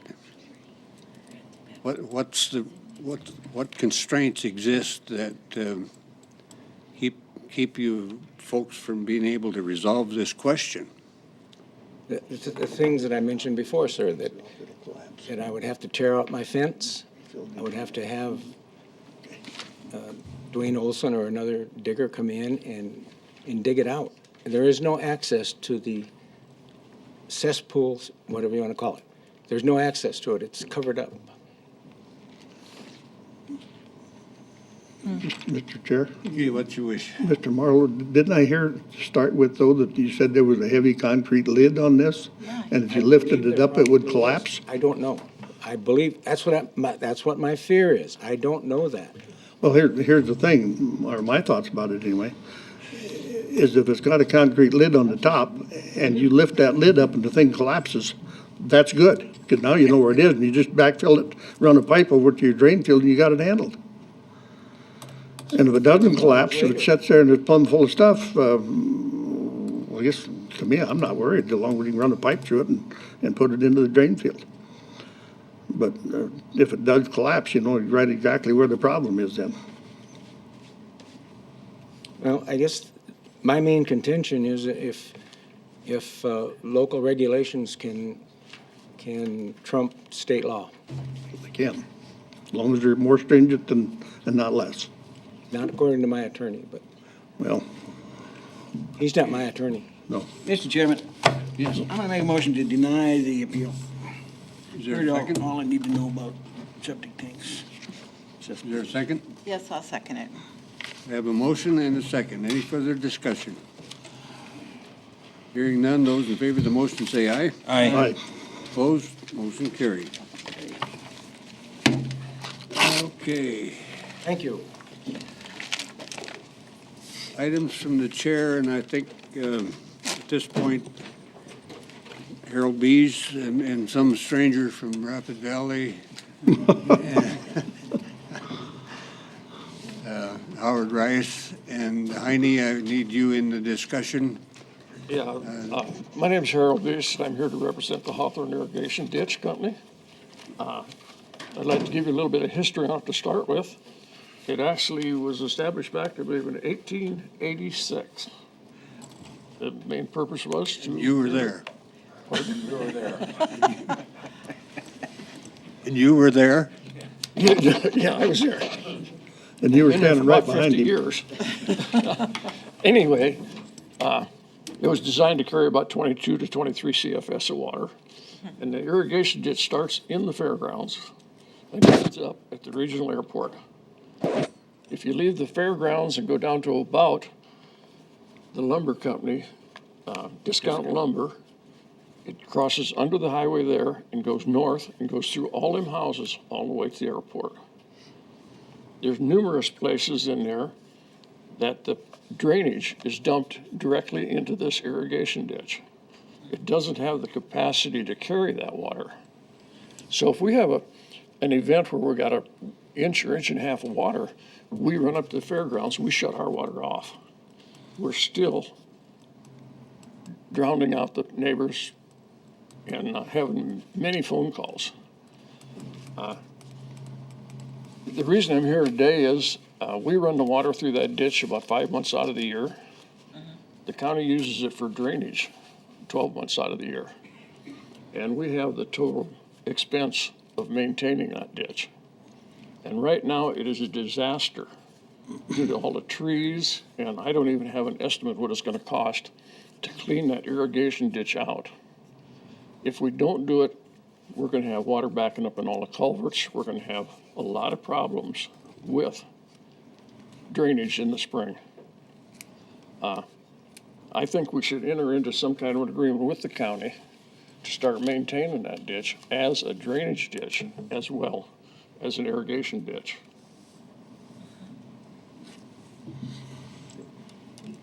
We walked through there after that 4th October storm. And not only the trees that are on the outline, but there's a lot of trees and the neighbors, there'll be a fence, a tree on this side, and of course, the branches that broke go into the ditch. Plus, there's a number of places where the people across the street cut their trees, instead of taking them to the fairgrounds or the dump, threw them back into the irrigation ditch. We can just walk across by looking at the cut of the tree and what's in the ditch to the cut of this tree that's another 200 yards away. It's filled. And I know there's a couple places up in Rapid Valley where the county has come in and they've used their own bobcats and stuff and scraped away from, so water will drain into it. It's not such a bad deal. About 3 years ago, when we had that storm, we had a lot of calls from a lot of people, but the water was shut off at the fairground. And we flooded Bice? Bice Drilling, and somebody else were going to sue us for it, and we said we were closed down. This is all water that rushed down from Votech down that road and boulders and everything else, but that's what fills the ditch up, and we carry the water away. On a normal time, it's not bad. It's just when you get a terrible storm, or what we've got now is a number of dams, if you want to call it, in the irrigation ditch that start by where the racetrack is and goes past probably Reservoir Road, I was up to Reservoir Road. Yes, to Reservoir Road's about the end of it. Every time I've been called down there to look at some particular problem that people have pointed out, you also see mattresses and bicycles and plastic buckets and whatever else you want to talk about in that ditch. It's My daughter cleans the weirs. She won't do it anymore, but anyway, she cleaned the weirs, and one day she come down and says, Dad, and we had just completely cleaned that stretcher just with the bobcat and backhoe. She says, I got 2 tires. I can't get lifted out of there. I said, well, wait till tomorrow. There'll be 4. There was 4 the next day. That's just a problem. What we need now is, now I don't know if emergency guy, if we get in on that, if that's part of the county cleanup. Just bringing that as a point. Now we got 3 more of these little sessions that are. And I'd gladly be a part of that. Yeah. Well, we got some free money we just voted on. Well, we were talking about that. I think Howard just told me his lot alone at home cost him over $2,000 to Cost me clean up the $3 trees. just to do around my house. And this ditch is about 7 miles long. I've walked that ditch from the fairgrounds to the airport when there was some litigation going on. So that's been a few years ago, but. Part of our problem is some neighbors are very good and they clean their portion of the ditch that's behind their house. And other ones are the opposite and they throw everything they have in their yard into the ditch, expecting the ditch company to clean it up. Well, Heine, are you listening? Yeah, I'm listening. Connie's heard it all before. In my discussion with Harold over the phone prior to this and setting up this report to the county, we certainly can't take action on anything today, but perhaps we could agree on at least a course of action and some process to bring some of this to a decision level. Heidi, do you have any input into this that you might want to make? Well, I had this problem solved years ago, but we had a public vote and they voted it down. We were gonna, we did an engineering study and we had it all designed and we were gonna put it all in pipe all the way through the valley, but then the commissioners wanted a public vote and the public voted it down, so. And we had grant money at that time from the state to build it, so. But that's all by the wayside. I guess I have public money to spend and I have to spend it on roads and bridges and irrigation ditches, a private irrigation ditch, and they're the ones that have the easement and the authority to go in and we don't. We've got agreements on wherever our roads cross the ditch to take care of those facilities we put in there, but I guess this was beyond the scope of the highway department to go on and work in for a private enterprise, which to me, I think the irrigation ditch is a private owned ditch, right? That's the rub, and even when it comes to FEMA and all that, the FEMA money is not for private individuals. It will work for utility companies, but I don't think the irrigation ditch qualifies as a utility either. Do we use it for drainage? Oh, yeah, when as Rapid Valley developed, all the developers, when they designed their subdivisions, they dumped it all in the ditch. Do we get any money for drainage? We get drainage, we collect drainage fees on new building permits, and that's about, I think I have about 75 or 80,000 budgeted. And I've spent, talked to Chris, I think we spent about 50-some thousand of that of the 213 money, so there is some money there. Can you use that money for taking care of drainage problems in the ditch? Yes. County drainage issues, yes.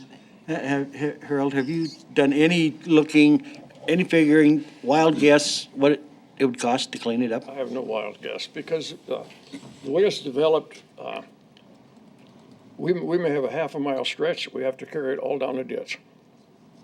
It isn't just a matter of going along and cleaning the ditch. We got to go from point A to point B and from point A to point B.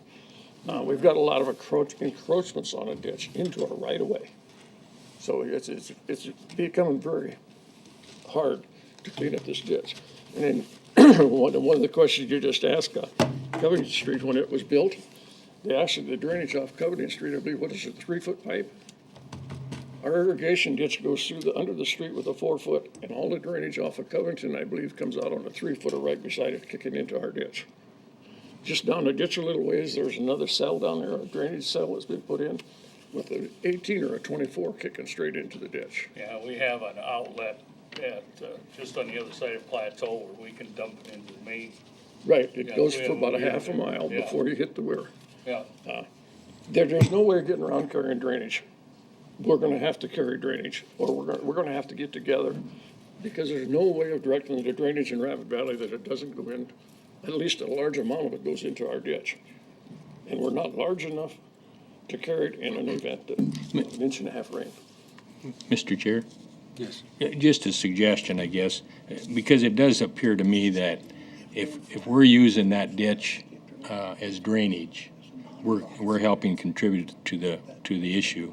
And so I think and I realize we can't make any decisions today, and I'm not prepared to make a decision, but I would like to have our county highway superintendent work with these gentlemen and come up with a plan to address this drainage issue, recognizing going into it with the thought concept that Pennington County has some responsibility to take care of the drainage. We're part of the reason that there's a problem out there.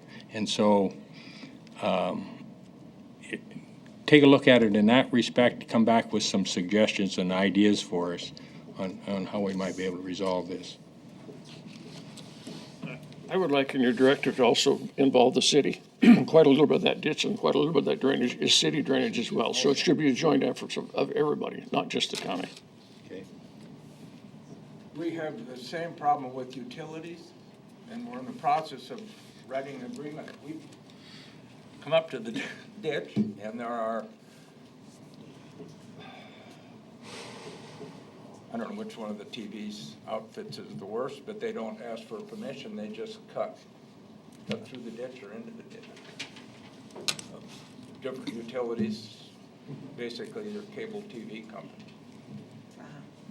Plus you've got gas company, and so we have problems there too, but we're trying to get this thing straightened out also. So they have to sign an agreement, but they at least have to let us know where they're doing it. Because lots, they pay no attention to what's going on. Yeah, see, that's an issue that utilities have the right to operate in county right of way, but when it comes to the ditch, it's, you need an attorney, because the ditch was there in the 1800s prior to the county roads. So the ditch has an easement, and here comes a county road through with right of way, and the easement supersedes the right of way. So then the utility should be going back to the irrigation ditch. Yeah, it's a mess. Brittany, do you have any Plateau Street. We're not supposed to. Does this fall anywhere into your realm as well? Yes, it does a little bit. We do have a MPDES permit for stormwater in that area in Rapid Valley that we're responsible for the conveyance and treatment of stormwater. So, yes, is the short answer. So you should be in on the meeting as well, huh? Yes. We don't have a dry well or septic system. Harold would know what that was anyway. Thank you. Mr. Chair, Harold, just before you, Mr. Chair, can I ask him a question? Yes. How is your drainage program set up? I mean, is that a nonprofit that registered with the federal government? The corporation is a nonprofit corporation. Nonprofit corporation running an irrigation ditch, which is used by agricultural communities to irrigate their property. I'm not too sure you guys shouldn't have went up to Deadwood to the FEMA.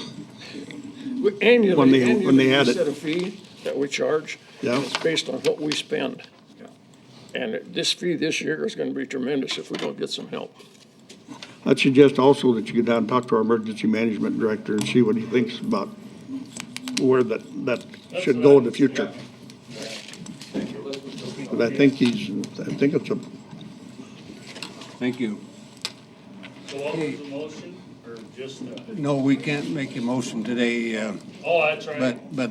Work with just- them. Just wanted to get it in everybody's mind so we know or can figure out where we go from here. you want to put it on, motion to put it on next month's agenda, the next meeting agenda?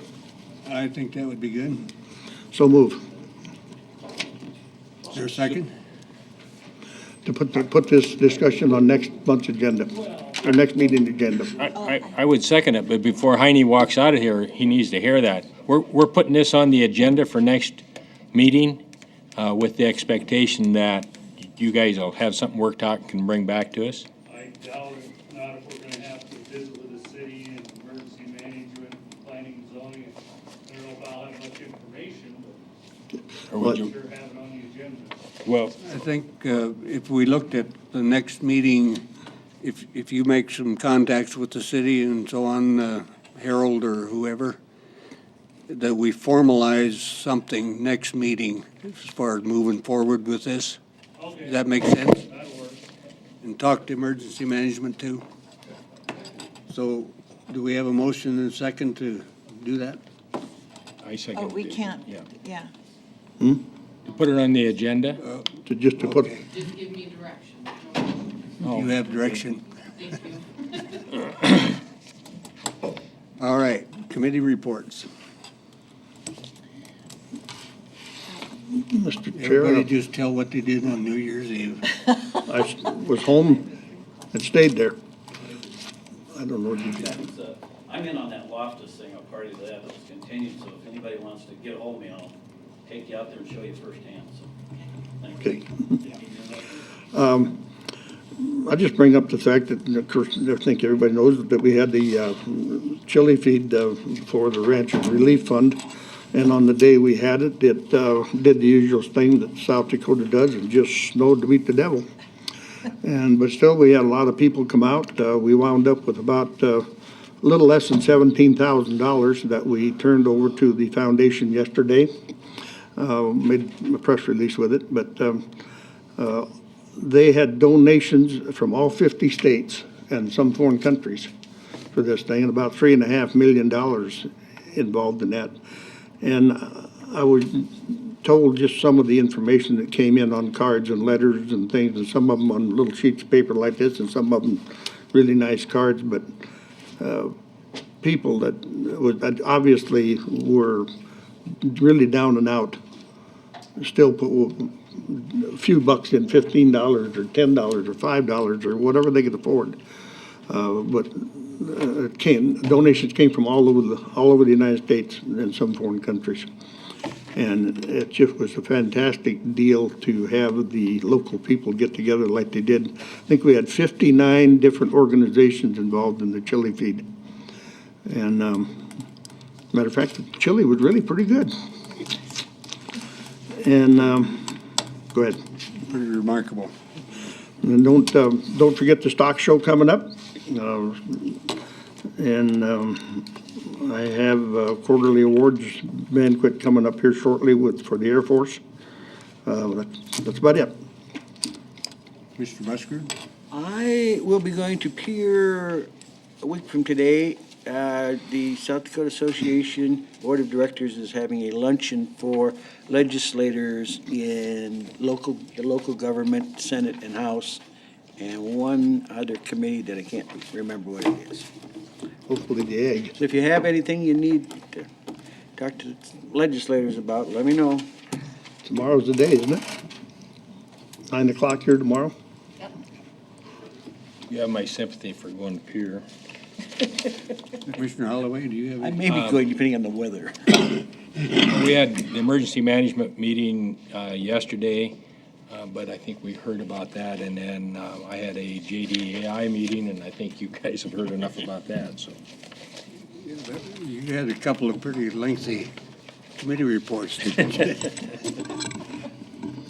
Commissioner Troutman? And for those of you who may have had an opportunity or not, the building and grounds has completed the courtroom that they were remodeling and restoring as much as possible to historic pictures and so on. And they are done with that. And so the building committee and Judge Davis would like to invite the commission to have their meeting on the 21st in that courtroom. It's, we could have a whole meeting or maybe just begin the meeting there. It'd be up to you, but it is an amazing room. When you look at what Building and Grounds did, I mean, they did a wonderful job. And so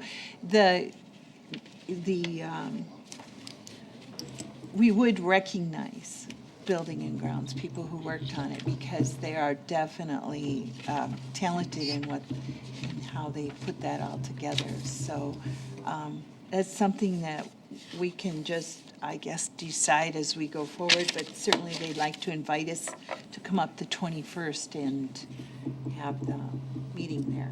They kind of held that day for us to be open. I think that can be arranged. Okay. And, go ahead. It might be hard to have the meeting because we wouldn't be able to televise it up there. But maybe we could open the meeting here, and could we then move the meeting up to, for the whole board to take a look at that, recognize it, and recognize the workmanship that the builds and grounds have done, and get some publicity for them as to this project, so the public actually sees the project. Maybe somebody from the media would actually be here and write a positive story about it. Yes. So are you volunteering to be on the committee to arrange all this? No, I think Holly would, though. I think that Judge Davis mentioned that he would handle the publicity, so. I'll look at the technical aspect of it and see if I have a smaller video camera that I might be able to get it up there. That'd be great. Okay, there's kind of a consensus then that we'll do that. Do you have anything further? I just wanted to mention that the Ag Taxation Committee invited all 105 legislators to a meeting here at 9 o'clock in the morning. It's been a little bit surprising, the people from back east who are interested in this. So we've gotten some people who have called and asked questions and asked for the information. Jay will just go over basically that final version, and we will take questions, anything like that. We do not. We're kind of in the process of looking at getting a lobbyist. The coalition has some funding that they could hire a lobbyist to help kind of move this through the legislative process. And so within the next couple of days, I guess they'll be deciding that. But I am really proud of where we have come with that. And in talking to, some of the local legislators, especially some of those folks who are experienced in having clients and going to peer and fighting with that law against the county, they're impressed. They feel that we did a fair job and that we did a good job. So I think that says something about the work that was done. The meeting's going to be where at? Yes. Here. In In the commission office, I'm sorry. 9 o'clock. Yeah. Nancy, I may be a few minutes late in the morning. I have an appointment for another county issue tomorrow morning. It's supposed to get over right at 9 o'clock. Okay, great. But I'm going to be a little ways out of town, but I'm going to be here just as quick as I can, so Super. I will be here. Thank you. Anything else? Do we need an executive session? Yeah, Mr. Chair, I'd like to do it for I'd like to make a motion to go into executive session for a personnel issue. There's a Second. Motion and a second. All in favor, say aye. Aye. Opposed? Motion carried. Can we have a couple of minutes